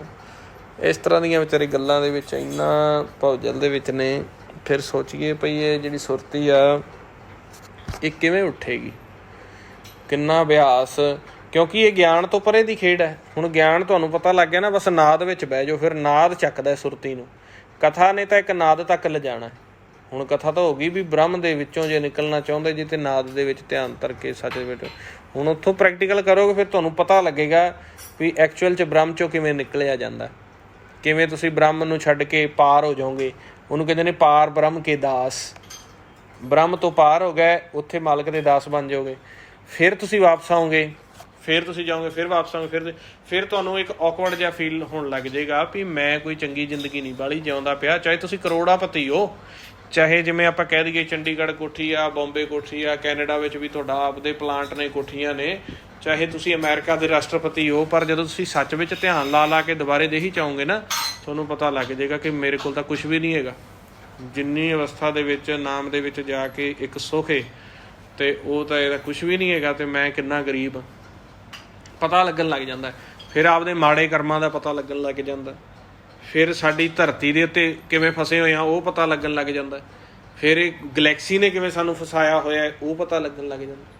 ਅਤੇ ਆਪਾਂ ਤਾਂ ਕਹਿੰਦੇ ਹਾਂ ਵੀ ਇੰਨੇ ਗਰੀਬ ਸੀਗੇ ਅਸੀਂ, ਅਤੇ ਅਸੀਂ ਤਾਂ ਇੱਕ ਧਰਤੀ ਦਾ ਰਾਜ ਕਰਕੇ, ਇੱਕ ਸਟੇਟ ਦਾ ਰਾਜ ਕਰਕੇ ਵੇਖੋ ਇੰਨੇ ਖੁਸ਼ ਹੁੰਦੇ ਫਿਰਦੇ ਸੀ। ਅਤੇ ਮਹਾਰਾਜ ਤਾਂ ਪਰੇ ਤੋਂ ਪਰੇ, ਅਕਾਲ ਪੁਰਖ ਤਾਂ ਪਰੇ ਤੋਂ ਪਰੇ, ਸੱਚ ਤਾਂ ਪਰੇ ਤੋਂ ਪਰੇ। ਅੱਜ ਕਿਸੇ ਨੂੰ ਇੱਥੇ ਤੁਹਾਡੇ ਮੇਰੇ ਵਰਗੇ ਨੂੰ ਕਿਸੇ ਨੂੰ ਇੰਗਲੈਂਡ ਦੀ PR ਮਿਲ ਜਾਵੇ, USA ਦੀ ਮਿਲ ਜਾਵੇ, ਅਤੇ ਉਹ ਬੰਦਾ ਦੂਜੇ ਨਾਲ ਗੱਲ ਨਹੀਂ ਕਰਦਾ। ਅਤੇ ਐਸੀਆਂ ਧਰਤੀਆਂ ਨੇ ਵੀ ਜਿੱਥੇ ਇੰਨੀ ਤਰੱਕੀ ਹੋ ਚੁੱਕੀ ਆ, ਇੱਕ ਧਰਤੀ ਤੋਂ ਦੂਜੀ ਧਰਤੀ 'ਤੇ ਲਾਉਂਦੇ ਜਾਂਦੇ ਅਗਲੇ ਟਾਈਮ ਨਹੀਂ ਲਾਉਂਦੇ। ਜਿਵੇਂ ਆਪਾਂ ਪਿੱਛੇ ਜੀ ਵਿਚਾਰ ਕੀਤੀ ਸੀ ਨਾ ਵੀ ਆਹ ਜਿਹੜੇ ਪਿਰਾਮਿਡਸ ਬਣੇ ਹੋਏ ਨੇ, ਇਸੇ ਤਰੀਕੇ ਦੇ ਪਿਰਾਮਿਡ ਮੰਗਲ ਗ੍ਰਹਿ ਦੇ ਉੱਪਰ ਵੀ ਖੋਜ ਹੋਈ ਆ। ਅਤੇ ਉਹ ਇੱਕ ਪਿਰਾਮਿਡ ਤੋਂ ਇਹ ਖੋਜ ਕੇਂਦਰ ਸੀ, ਇੱਕ ਪਿਰਾਮਿਡ ਸੀ ਜਿਹੜਾ ਇੱਕ ਬਹੁਤ ਵੱਡਾ ਖੋਜ ਕੇਂਦਰ ਸੀਗਾ। ਕੋਈ ਸਮਾਂ ਐਸਾ ਆਇਆ ਸੀ ਲੱਖਾਂ ਦੀ ਤਾਦਾਦ ਦੇ ਵਿੱਚ ਇੱਥੇ ਜੀਵ ਜੁੜ ਕੇ ਗੁਰਬਾਣੀ ਦੇ ਸੱਚ ਦੀ ਖੋਜ ਕਰਨੀ ਸ਼ੁਰੂ ਕਰਤੀ ਸੀ, ਅਤੇ ਧਿਆਨ ਬੜਾ ਇਕਾਗਰ ਹੋ ਗਿਆ ਸੀ। ਅਤੇ ਇਸੇ ਤਰੀਕੇ ਦੂਜੀਆਂ ਧਰਤੀਆਂ 'ਤੇ ਵੀ ਐਵੇਂ ਪ੍ਰਚਾਰ, ਫਿਰ ਇਹ ਆਪਸ ਦੇ ਵਿੱਚ ਇੱਕ ਦੂਜੇ ਨਾਲ ਕਨੈਕਸ਼ਨ ਕਰਨਾ ਇਹਨਾਂ ਨੇ ਸ਼ੁਰੂ ਕਰ ਦਿੱਤਾ ਸੀਗਾ। ਹੁਣ ਇਹ ਗੱਲ ਗੁਰਬਾਣੀ ਵਿੱਚ ਤਾਂ ਨਹੀਂ ਲਿਖੀ ਵੀ ਪਿਰਾਮਿਡ ਦੇ ਬਾਰੇ, ਪਰ ਤੁਸੀਂ ਧਿਆਨ ਦੇ ਦੁਆਰਾ ਫਿਰ ਤੁਹਾਡਾ ਆਪ ਦਾ ਵੀ ਐਕਸਪੀਰੀਅੰਸ ਬਣਦਾ ਜਾਏਗਾ। ਆਪ ਵੀ ਤੁਸੀਂ ਖੋਜੋਗੇ, ਤੁਹਾਨੂੰ ਫਿਰ ਗੁਰਬਾਣੀ ਗੁਰੂ ਦੀ ਗੱਲ ਸਮਝ ਕੇ, ਜਿਵੇਂ ਇੱਕ ਬੱਚਾ ਇੱਕ ਪਿਓ ਤੋਂ ਨੁਕਤੇ ਲੈ ਕੇ, ਸਕੂਲ 'ਚੋਂ ਨੁਕਤੇ ਲੈ ਕੇ ਫਿਰ ਉਹ ਦੁਨੀਆ ਵਿੱਚ ਖੋਜ ਕਰਦਾ ਹੈ ਨਾ, ਉਦੋਂ ਇਹ ਚੀਜ਼ਾਂ ਪਤਾ ਲੱਗਦੀਆਂ ਨੇ। ਹੁਣ ਸੁਣਨ ਵਾਲੇ ਕਹਿ ਦਿੰਦੇ ਨੇ ਜੀ ਇਹ ਤਾਂ ਗੁਰਬਾਣੀ ਦੇ ਆਧਾਰ 'ਤੇ ਨਹੀਂ ਗੱਲ ਕਰਦਾ, ਵਧਵੀਂ ਜੀ ਗੱਲ ਕਰ ਦਿੰਦਾ। ਵਧਵੀਂ ਨਹੀਂ ਗੁਰਮੁਖ ਪਿਆਰਿਓ, ਵੀ ਜਦੋਂ ਆਪਾਂ ਸਕੂਲ ਦੇ ਵਿੱਚੋਂ ਸਿੱਖ ਲਿਆ, ਗੁਰਬਾਣੀ ਦੇ ਸਾਰੇ ਨੁਕਤੇ ਸਿੱਖ ਲੈ, ਗੁਰਬਾਣੀ ਗੁਰੂ ਤੋਂ ਵੱਡਾ ਤਾਂ ਗਿਆਨ ਹੈ ਨਹੀਂ ਗਾ। ਖੋਜਿਆ ਉਹਦੇ ਵਿੱਚ ਵੀ ਲੱਭ ਜੂਗਾ, ਪਰ ਉੱਥੇ ਸ਼ਾਰਟ ਵਿੱਚ ਗੱਲਾਂ ਲਿਖੀਆਂ ਹੁੰਦੀਆਂ ਨੇ। ਪਰ ਜਦੋਂ ਅਸੀਂ ਗੁਰਬਾਣੀ ਗੁਰੂ ਦੀ ਫਿਲੋਸਫੀ ਨੂੰ ਸਮਝ ਕੇ ਨਾਮ ਦੇ ਵਿੱਚੋਂ ਸੁਣ ਕੇ ਫਿਰ ਦੁਨੀਆ ਦੇ ਵਿੱਚ ਜਾ ਕੇ ਆਪਾਂ ਉਹ ਗੁਰਬਾਣੀ ਦੇ ਗਿਆਨ ਦੇ ਮੁਤਾਬਕ ਖੋਜ ਕਰਨੀ ਸ਼ੁਰੂ ਕਰਾਂਗੇ, ਫਿਰ ਬਹੁਤ ਕੁਛ ਲੱਭਦਾ ਵੀ ਜੇ ਇਟਲੀ ਵਿੱਚ ਚੀਜ਼ ਬਣੀ ਹੋਈ ਆ ਇਹ ਕਿਉਂ ਬਣੀ ਆ, ਇੰਗਲੈਂਡ ਵਿੱਚ ਆ ਚੀਜ਼ ਬਣੀ ਆ ਇਹ ਕਿਉਂ ਬਣੀ ਆ, ਧਰਤੀ 'ਤੇ ਆ ਪਹਾੜ ਕਿਵੇਂ ਬਣੇ ਆ, ਧਰਤੀ ਦੇ ਵਿੱਚ ਆ ਸਮੁੰਦਰ ਕਿਵੇਂ ਬਣੇ ਆ। ਫਿਰ ਸਾਡਾ ਮਨ ਉਸ ਖੋਜ ਪਾਸੇ ਚਲਾ ਜਾਂਦਾ, ਨਾਲ ਨਾਲ ਸੱਚ ਨੂੰ ਦ੍ਰਿੜ ਕਰੀ ਜਾਂਦਾ, ਤਾਂ ਹੀ ਤਾਂ ਜੀਵਨ ਸਾਡਾ ਫਿਰ ਸੌਖਾ ਬਣਦਾ। ਹੁਣ ਸਾਨੂੰ ਅਗਲੇ ਕਹਾਣੀ ਵੀ ਸਿਖਾ ਦਿੰਦੇ ਆ, ਸਾਰੀ ਖੇਡ ਵੀ ਦੱਸ ਦਿੰਦੇ ਆ, ਪਰ ਇਹ ਹੁੰਦਾ ਭਈ ਇਹ ਸਾਡੇ ਡੇਰੇ ਤੋਂ ਬਾਹਰ ਦੀ ਨਾ ਗੱਲ ਕਰੇ, ਗ੍ਰਹਿ ਗਲੈਕਸੀਆਂ ਤਾਂ ਬੜੀ ਵੱਡੀ ਗੱਲ। ਤਾਂ ਫਿਰ ਜਦੋਂ ਕੋਈ ਇਹੋ ਜਿਹੀ ਆਪਾਂ ਵਿਚਾਰ ਸੁਣਦੇ ਆ, ਉਹ ਫਿਰ ਉਹਨਾਂ ਦੇ ਮਨ ਨੂੰ ਵਹਿਮ ਪੈ ਜਾਂਦਾ ਹੈ ਵੀ ਜੇ ਇਹੋ ਜਿਹੀਆਂ ਵਿਚਾਰਾਂ ਸੁਣਨਗੇ ਇਹਨਾਂ ਨੇ ਸਾਡੇ ਗੇੜੇ 'ਚੋਂ ਬਾਹਰ ਨਿਕਲ ਜਾਣਾ। ਉਹ ਤਾਂ ਕਹਿ ਦਿੰਦੇ ਨਾ ਜੀ ਗੁਰਬਾਣੀ ਤੋਂ ਬਾਹਰ ਦੀ ਵਿਚਾਰ ਆ, ਇਹ ਤਾਂ ਗੱਲਾਂ ਕਰਨੀਆਂ ਹੀ ਨਹੀਂ। ਆਪਾਂ ਕਿਉਂ ਨਹੀਂ ਕਰਨੀਆਂ? ਮਹਾਰਾਜ ਸੱਚੇ ਪਾਤਸ਼ਾਹ ਗੁਰਬਾਣੀ ਵਿੱਚ ਭਗਤਾਂ ਨੇ ਜਿੰਨਾ ਜਿੰਨਾ ਖੋਜਿਆ ਸਾਰਾ ਲਿਖਿਆ ਆ ਵੀ ਕਈ ਬਾਰ ਪਸਰਿਓ ਪਸਾਰ ਸਦਾ ਸਦਾ ਇੱਕ ਇੱਕ ਓਂਕਾਰ, ਅੱਠੀ ਪੈਰੀ ਅੱਠ ਖੰਡ ਨੌਵਾਂ ਖੰਡ ਸਰੀਰ, ਉਹਨਾਂ ਸਾਰੀ ਗੱਲ ਕੀਤੀ ਆ। ਅਤੇ ਇੱਕ ਜਿਵੇਂ ਆਮ ਪੁੱਛ ਲਿਆ ਵੀ ਕਿਸੇ ਇੱਕ ਗੁਰਮੁਖ ਨੇ ਪੁੱਛਿਆ ਸੀਗਾ, ਉਹ ਆਪਣੇ ਗੁਰੂ ਭਾਈ ਨੇ, ਉਹਨਾਂ ਦਾ ਬੇਟਾ ਹੈ, ਅਤੇ ਉਹਨੇ ਕਿਹਾ ਵੀ ਇਹ ਨਾ ਜੀ ਅਸੀਂ ਆ ਥੀਸਿਸ ਲਿਖਣੀ ਆ ਇਹਦੇ ਉੱਪਰ, ਅਤੇ ਕਿਉਂ ਬਣੇ ਹੋਏ ਆ ਇਹ ਪਿਰਾਮਿਡ। ਅਸੀਂ ਉਹਨਾਂ ਨੂੰ ਵਿਚਾਰ ਦੱਸਤੀ, ਉਹਨਾਂ ਨੇ ਉਵੇਂ ਹੀ ਵਿਚਾਰ ਦੱਸੀ, ਕੁਛ ਉਹਨਾਂ ਨੇ ਆਪ ਦੀ ਵੀ ਖੋਜ ਕੀਤੀ ਨੈੱਟ ਤੋਂ, ਅਤੇ ਉਹਨਾਂ ਟੈਸਟ ਦਿੱਤਾ ਅਤੇ ਉਹ ਵਧੀਆ ਨੰਬਰ ਉਹਨਾਂ ਦੇ ਸਕੋਰ ਕਰ ਗਏ, ਫਸਟ ਆਏ ਕਿ ਸੈਕਿੰਡ ਆਏ, ਉਹਨਾਂ ਦੀ ਉਹ ਸਾਰੀ ਥੀਸਿਸ ਸਿਲੈਕਟ ਹੋ ਗਈ। ਅਤੇ ਉਹ ਫਿਰ ਬਾਅਦ ਵਿੱਚ ਕਹਿੰਦੇ ਜੀ ਇਹ ਤਾਂ ਗਲਤ ਹੈ ਜੀ, ਇਸ ਤਰ੍ਹਾਂ ਨਹੀਂ ਦੱਸਣਾ ਚਾਹੀਦਾ। ਕਿਉਂ ਨਹੀਂ ਦੱਸਣਾ ਚਾਹੀਦਾ? ਜਿਹੜੇ ਸਾਡੇ ਹੁਣ ਭਵਨ ਨੇ, ਰਮਣੀਕ ਭਵਨ ਬਣੇ ਹੋਏ ਆ, ਕੋਈ 500-700 ਸਾਲ ਪੁਰਾਣਾ, ਜਦੋਂ ਜਾ ਕੇ ਉੱਥੇ ਕੋਈ ਪੁੱਛਦਾ ਭਈ ਇਹ ਕਿਉਂ ਬਣਿਆ ਹੋਇਆ, ਅਤੇ ਆਪਾਂ ਦੱਸਦੇ ਹਾਂ ਨਾ ਵੀ ਇੱਥੇ ਐਸ ਤਪ ਹੁੰਦਾ ਸੀ, ਇੱਥੇ ਜਪ ਹੁੰਦਾ ਸੀਗਾ। ਕਾਫੀ ਧਰਤੀ 'ਤੇ ਜਗ੍ਹਾ ਨੇ ਜਿੱਥੇ ਬਹੁਤ ਸਾਲ ਪਹਿਲੋਂ ਬੜਾ ਲੰਮਾ ਲੰਮਾ ਸਮਾਂ ਪ੍ਰਚਾਰ ਚੱਲਿਆ ਆ, ਜਿਹਦੇ ਵਿੱਚ ਸੱਚ ਨਾਮ ਦੀ ਖੋਜ ਕਰਕੇ ਜੀਵਾਂ ਨੇ ਆਪਦੇ ਦੇਹੀ ਤੋਂ ਵੱਖ ਹੋਣਾ ਸਿੱਖਿਆ। ਬੜੇ ਬੜੇ ਵੱਡੇ ਚਮਤਕਾਰ ਹੋਏ ਨੇ ਇਸ ਧਰਤੀ ਦੇ ਉੱਪਰ, ਬੜੇ ਵੱਡੇ ਵੱਡੇ ਮਹਾਂਪੁਰਖ ਆਏ ਆ। ਅੱਛਾ, ਦੁਨਿਆਵੀ ਤੌਰ 'ਤੇ ਵੀ ਇੱਥੇ ਬੜੇ ਵੱਡੇ ਵੱਡੇ ਸਾਇੰਟਿਸਟ ਵੀ ਪਹਿਲੋਂ ਆ ਕੇ ਗਏ ਆ। ਦੁਨੀਆ ਬੜੀ ਤਰੱਕੀ ਕਰ ਕਰਕੇ ਦੁਬਾਰੇ ਖਤਮ ਹੋਈ ਜਾਂਦੀ ਆ, ਅਤੇ ਇਸ ਕਰਕੇ ਉਹ ਜਗ੍ਹਾ ਅੱਜ ਵੀ ਹੈਗੀਆਂ ਨੇ। ਹੁਣ ਆਪਾਂ ਦੇਖਦੇ ਹਾਂ ਵੀ ਪੁਰਾਤਨ ਸਮੇਂ ਦੇ ਵਿੱਚ ਕੈਲਾਸ਼ ਪਰਬਤ ਦੇ ਉੱਤੇ ਕਿੰਨਾ ਪ੍ਰੈਕਟੀਕਲ ਚੱਲਿਆ ਸੀਗਾ। ਮਾਨਸਰੋਵਰ ਜਿੱਥੇ ਕੈਲਾਸ਼ ਹੈ, ਜਿਹਨੂੰ ਦੇਵ ਭੂਮੀ ਕਿਹਾ ਗਿਆ ਹੈ, ਇੰਨਾ ਹੋ ਗਿਆ ਸੀ, ਸਾਰਾ ਵਾਸਾ ਹੀ ਪਹਾੜਾਂ ਦੇ ਵਿੱਚ ਹੋ ਗਿਆ ਸੀਗਾ ਜਾ ਕੇ। ਸਮਾਂ ਹੁੰਦਾ ਅਤੇ ਉੱਥੇ ਆਪਾਂ ਦੇਖਦੇ ਹਾਂ ਜੋ ਅੱਜ ਆਪਾਂ ਨੂੰ ਪੁਰਾਤਨ ਵਿੱਚ ਦਿਖਾਇਆ ਜਾਂਦਾ ਵੀ ਕਿਵੇਂ ਪਹਾੜ ਵੀ ਰਿੜਕਣੇ ਸ਼ੁਰੂ ਕਰਤੇ ਸੀ ਉਹਨਾਂ ਨੇ, ਇੰਨਾ ਬਲ, ਆਤਮਕ ਬਲ ਆ ਗਿਆ ਸੀ। ਧਰਤੀਆਂ ਘਮਾਉਣੀਆਂ ਸ਼ੁਰੂ ਕਰ ਦਿੱਤੀਆਂ ਸੀ ਮਿੰਟ ਦੇ ਵਿੱਚ ਹੀ, ਬਿਨਾਂ ਕਿਸੇ ਜਹਾਜ਼ ਤੋਂ, ਬਿਨਾਂ ਕਿਸੇ ਉਹਦੇ ਤੋਂ ਲੈ ਇੱਥੋਂ ਵਿਚਾਰ ਲੈਂਦੇ ਸੀ, ਅਤੇ 1000 ਕਿਲੋਮੀਟਰ ਦਾ ਸਫ਼ਰ 1 ਮਿੰਟ ਤੋਂ ਪਹਿਲਾਂ 1 ਸਕਿੰਟ ਦੇ ਵਿੱਚ ਕਰ ਲੈਂਦੇ ਹੁੰਦੇ ਸੀ। ਉਹ ਵੀ ਤਾਂ ਕੋਈ ਸਮਾਂ ਆਇਆ ਸੀ ਨਾ। ਅੱਜ ਸਾਨੂੰ ਉਹ ਚੀਜ਼ਾਂ ਸੁਣਾਈਏ ਅਤੇ ਉਹ ਬੱਚੇ ਹੱਸਦੇ ਆ ਵੀ ਐਂ ਕਿਵੇਂ ਹੋ ਸਕਦਾ, ਪਹਾੜ ਕਿਵੇਂ ਘੁੰਮ ਸਕਦਾ, ਕਿਉਂਕਿ ਸੋਚ ਛੋਟੀ ਹੈ ਨਾ। ਜਿਵੇਂ ਜਦੋਂ ਕੰਬਾਈਨ ਆਈ ਸੀਗੀ ਨਾ ਨਵੀਂ ਨਵੀਂ, ਅਤੇ ਉਦੋਂ ਬਜ਼ੁਰਗ ਜਿਹੜੇ ਸੀ ਇੱਧਰ ਦੇ ਇਲਾਕਿਆਂ ਦਾ ਕੰਬਾਈਨ ਦਾ ਪਤਾ ਨਹੀਂ ਸੀ, ਅਤੇ ਇਹਨਾਂ ਨੂੰ ਕਿਸੇ ਨੇ ਦੱਸਣਾ ਕਰਨਾ, ਜਿਹੜੇ ਹੱਥਾਂ ਨਾਲ ਕਣਕਾਂ ਵੱਢਦੇ ਹੁੰਦੇ ਸੀ, ਕਹਿੰਦਾ ਇੱਕ ਮਸ਼ੀਨ ਆਈ ਏ, ਉਹ ਕਣਕ ਵੱਢ ਕੇ ਦਾਣੇ ਵੱਖ ਕੱਢਦੇ ਕਰੇਗੀ, ਫੋਕ ਵੱਖ ਕੱਢਦੇ ਕਰੇਗੀ, ਬਸ ਤੁਸੀਂ ਨਾ ਆਪਦੀ ਸਾਧਨ ਲਿਆ ਕੇ ਰੇੜੂ ਲੈ ਆਇਓ, ਟਰਾਲੀ ਲੈ ਆਇਓ, ਉਹ ਭਰਦੇ ਕਰੇਗੀ ਸਿੱਧੀ। ਅਤੇ ਉਹ ਬਜ਼ੁਰਗ ਕਹਿੰਦਾ ਵੀ ਹੱਸਿਆ ਕਰਨਾ ਵੀ ਲੈ ਇਹ ਜੀ ਕਿਹੜੀ ਮਸ਼ੀਨ ਆ ਵੀ ਜਿਹੜੀ ਇਕੱਲੇ ਇਕੱਲੇ ਸਿੱਟੇ ਵਿੱਚੋਂ ਦਾਣੇ ਕੱਢ ਦੇਗੀ। ਠੀਕ ਹੈ ਕਿ ਨਹੀਂ? ਇਸੇ ਤਰੀਕੇ ਜਦੋਂ ਮੋਬਾਈਲ ਫੋਨ ਆਇਆ ਸੀ, ਇਹ ਤਾਂ ਹੁਣ ਦੀ ਗੱਲ ਹੀ ਆ, 2000 ਸਨ ਦੇ ਵਿੱਚ ਆਇਆ, ਆਮ ਲੋਕਾਂ ਦੇ ਕੋਲ ਫੋਨ ਆਉਣ ਲੱਗਾ, ਜਿਨ੍ਹਾਂ ਦਿਨਾਂ ਦੇ ਵਿੱਚ 14 ਰੁਪਏ ਕਰਨ ਦੇ ਅਤੇ 10 ਰੁਪਏ ਸੁਣਨ ਦੇ ਲੱਗਦੇ ਹੁੰਦੇ ਸੀਗੇ। ਹੌਲੀ ਹੌਲੀ ਫਿਰ 8 ਰੁਪਏ 10 ਕਰਨ ਦੇ 8 ਸੁਣਨ ਦੇ, ਫਿਰ 5 ਕਰਨ ਦੇ 3 ਸੁਣਨ ਦੇ, ਫਿਰ ਸੁਣਨ ਵਾਲੇ ਫ੍ਰੀ ਕਰਤੇ 3 ਰੁਪਏ ਕਰਨ ਦੇ ਲੱਗਣ ਲੱਗ ਗਏ ਹੈ 2000 ਦੇ। ਉਦੋਂ ਕਹਿੰਦੇ ਹੁੰਦੇ ਸੀ ਨਾ ਵੀ ਕੋਡਲੈਸ ਫੋਨ ਚੱਲਦੇ ਸੀ ਉਦੋਂ, ਵੀ ਫੋਨ ਤਾਰ ਵਾਲਾ ਹੀ ਹੁੰਦਾ ਸੀਗਾ, ਉਹਦੇ 'ਤੇ ਕੋਡਲੈਸ ਫੋਨ ਹੁੰਦਾ ਸੀਗਾ ਜਿਹੜਾ ਥੋੜ੍ਹਾ ਜਿਹਾ 100-200 ਮੀਟਰ ਦੀ ਰੇਂਜ 'ਚ ਚੱਲ ਜਾਂਦਾ ਸੀ। ਕਹਿੰਦੇ ਵੀ ਐਸਾ ਫੋਨ ਆ ਗਿਆ ਭਈ ਉਹ ਚਾਹੇ ਜਿੱਥੇ ਮਰਜ਼ੀ ਹੋਵੋ ਅਤੇ ਉਹ ਚੱਲੇ ਕਰੇਗਾ, ਮੰਨਦਾ ਨਹੀਂ ਸੀ ਹੁੰਦਾ ਕੋਈ। ਇਸੇ ਤਰੀਕੇ ਧਰਤੀਆਂ 'ਤੇ ਇੰਨਾ ਜਪ ਤਪ ਹੋ ਕੇ ਇੱਥੇ ਹੋਇਆ ਵੀ ਇੱਥੇ ਪਹਾੜ ਰਿੜਕਤੇ ਅਗਲਿਆਂ ਨੇ, ਸਮੇਰ ਪਰਬਤ ਰਿੜਕਤਾ ਸੀਗਾ, ਇੰਨਾ ਬਲ ਬਣ ਗਿਆ ਸੀ ਇੱਥੇ। ਸਾਰੇ ਹੀ ਗਿਆਨੀ ਰਲ ਗਏ ਸੀ ਉਦੋਂ, ਕੋਈ ਸਾਰਾ ਸ਼ਰਾਬ ਪੀਣੇ ਥੋੜ੍ਹਾ ਨਾ ਰਲੇ ਸੀਗੇ ਜਾਂ ਜੂਆ ਖੇਡਣੇ। ਐਸਾ ਸਮਾਂ ਆਇਆ ਸੀ, ਗੁਰਮੁਖ ਹੀ ਗੁਰਮੁਖ ਹੋ ਗਏ ਸੀ ਧਰਤੀ 'ਤੇ, ਅਤੇ ਸਾਰੇ ਚੋਟੀ ਦੇ ਵਿਦਵਾਨ ਨਿਕਲੇ ਆਏ ਸੁੰਨ ਦੇ ਵਿੱਚੋਂ। ਮਹਾਰਾਜ ਖੇਲ ਕਰਕੇ ਦੇਖਦੇ ਆ ਵੀ ਜਿਵੇਂ ਹੁਣ ਮੂਰਖ ਹੋਇਆ ਨਾ, ਕਈ ਮੂਰਖ ਅਸੰਖ ਮੂਰਖੰਦ ਘੋਰ ਸੰਖ ਚੋਰ ਹਰਾਮ ਖੋਰ, ਹੁਣ ਤਾਂ ਉਹ ਸਮਾਂ ਆ ਗਿਆ ਕਲਯੁੱਗ ਦੇ ਵਿੱਚ ਭਵਿੱਖਬਾਣੀ ਗੁਰੂ ਨਾਨਕ ਸੱਚੇ ਪਾਤਸ਼ਾਹ ਦੀ। ਅਸੰਖ ਮੂਰਖੰਦ ਘੋਰ ਸੰਖ ਚੋਰ ਹਰਾਮ ਖੋਰ, ਸੰਖ ਅਮਰ ਕਰ ਜਾਏ ਜੋਰ ਸੰਗ ਗਾਲ ਵੱਡਤਿਆ ਕਮਾਏ, ਸੰਗ ਪਾਪੀ ਪਾਪ ਕਰ ਜਾਏ, ਸੰਗ ਕੂੜਿਆਰ ਕੂੜੇ ਫਿਰਾਏ। ਹੁਣ ਤਾਂ ਉਹ ਸਮਾਂ ਆ ਗਿਆ। ਕੋਈ ਸਮਾਂ ਐਸਾ ਸੀ, ਕਈ ਕੋਟ ਨਾਮ ਰਸ ਪੀਵੈ ਅਮਰ ਭਏ ਸਤਿ, ਕਈ ਕੋਟ ਵੇਦ ਕੇ ਸਰੋਤੇ, ਹਾਂਜੀ, ਕਈ ਕੋਟ ਪੰਡਿਤ ਕਰੈ ਬਖਿਆਨ, ਪੜ੍ਹਦੇ ਆ ਨਾ, ਕਈ ਕੋਟ ਵਾਲੀ ਅਸ਼ਟਪਤੀ, ਉਹ ਵੀ ਸਮਾਂ ਆਇਆ ਸੀਗਾ। ਮਹਾਰਾਜ ਨੇ ਦੱਸਿਆ ਤਾਂ ਹੋਇਆ ਵੀ ਇੰਨੇ ਪੰਡਿਤ ਹੋਏ ਸੀਗੇ, ਪਰ ਉਹ ਖੋਜ ਕਰਨ ਤੋਂ ਬਾਵਜੂਦ ਵੀ ਕਹਿੰਦੇ ਤ੍ਰੈਗੁਣ ਦੇ ਵਿੱਚ ਚਲੇ ਗਏ। ਐਸੇ ਵੀ ਸਮਾਂ ਆ ਗਿਆ ਸੀਗਾ 40-40 ਯੁੱਗ ਤੱਕ ਉਮਰ ਕਰਕੇ ਇੱਥੇ ਹੀ ਬੈਠੇ ਰਹੇ, ਅਗਲੇ ਗਏ ਹੀ ਨਹੀਂ ਗਏ ਕਿਤੇ। ਜੇ ਯੁੱਗ 4000 ਜਾਂ ਹੋਰ ਦਸੂਣੀ ਹੋਏ ਨਵਾਂ ਖੰਡਾ ਵਿੱਚ ਜਾਣੀਏ ਨਾਲ ਚਲੇ। ਸਾਨੂੰ ਤਾਂ ਇਹ ਗੱਲਾਂ ਸੁਣਨ ਦੇ ਵਿੱਚ ਸਮਝ ਨਹੀਂ ਆਉਂਦੀਆਂ ਅਤੇ ਨਾ ਅਸੀਂ ਮੰਨਦੇ ਹਾਂ। ਕਿਉਂ? ਅਸੀਂ ਤਾਂ ਵੱਧੋ ਵੱਧ ਜਿਹੜਾ ਸਾਡਾ ਅਸੀਂ ਕਿਸੇ ਸਕੂਲ 'ਚ ਪੜ੍ਹੇ ਹਾਂ ਉਹ ਕਿਤਾਬਾਂ ਬਾਰੇ ਸੋਚਣਾ ਸ਼ੁਰੂ ਕਰ ਦਿੰਦੇ ਹਾਂ ਵੀ ਪਹਿਲੋਂ ਤਾਂ ਕਦੇ ਨਹੀਂ ਇਹ ਗੱਲ ਸੁਣੀ। ਅਤੇ ਜ਼ਰੂਰੀ ਥੋੜ੍ਹੀ ਨਾ ਵੀ ਜਿਹੜੀ ਤੁਹਾਡੇ ਮਾਸਟਰਾਂ ਨੇ ਜਾਂ ਸਾਡੇ ਮਾਸਟਰਾਂ ਨੇ ਸਾਨੂੰ ਪੜ੍ਹਾਈ ਆ ਜਾਂ ਜਿਹੜੀ ਗੂਗਲ 'ਤੇ ਪਈ ਆ ਉਹੀ ਚੀਜ਼ ਸੱਚੀ ਆ। ਇਹ ਤਾਂ ਜੇ ਰਿਸਰਚ ਚੱਲ ਰਹੀ ਆ, ਹਜੇ ਤਾਂ ਇਹੀ ਕਹਿ ਰਹੇ ਆ ਵੀ ਬੰਦੇ ਤੋਂ ਬਾਂਦਰ ਬਣਿਆ। ਇਹਨਾਂ ਨੂੰ ਇਹ ਨਹੀਂ ਪਤਾ ਵੀ ਬਾਂਦਰ ਅਲੱਗ ਪ੍ਰਜਾਤੀ ਆ, ਬੰਦਾ ਅਲੱਗ ਪ੍ਰਜਾਤੀ ਹੈ। ਬਾਂਦਰ ਕਿਵੇਂ ਬਣਿਆ, ਬੰਦਾ ਕਿਵੇਂ ਬਣਿਆ, ਹਜੇ ਤਾਂ ਆਪਾਂ ਨੂੰ ਇਹੀ ਰਟਾਈ ਜਾ ਰਹੇ। ਜਿੱਦਣ ਪਤਾ ਲੱਗ ਗਿਆ ਵੀ ਬੰਦਾ ਅਲੱਗ ਸੀ ਬਾਂਦਰ ਅਲੱਗ ਸੀ, ਉਦੋਂ ਤੋਂ ਅਸੀਂ ਉਵੇਂ ਦੇ ਕੁਐਸਚਨ ਪੜ੍ਹਨ ਲੱਗ ਜਾਣੇ। ਨਾ ਜੀ ਨਾ, ਬੰਦੇ ਤੋਂ ਬਾਂਦਰ ਨਹੀਂ ਬਣਿਆ ਅਤੇ ਬੰਦਾ ਅਲੱਗ ਬਣਿਆ, ਬਾਂਦਰ ਅਲੱਗ ਬਣਿਆ।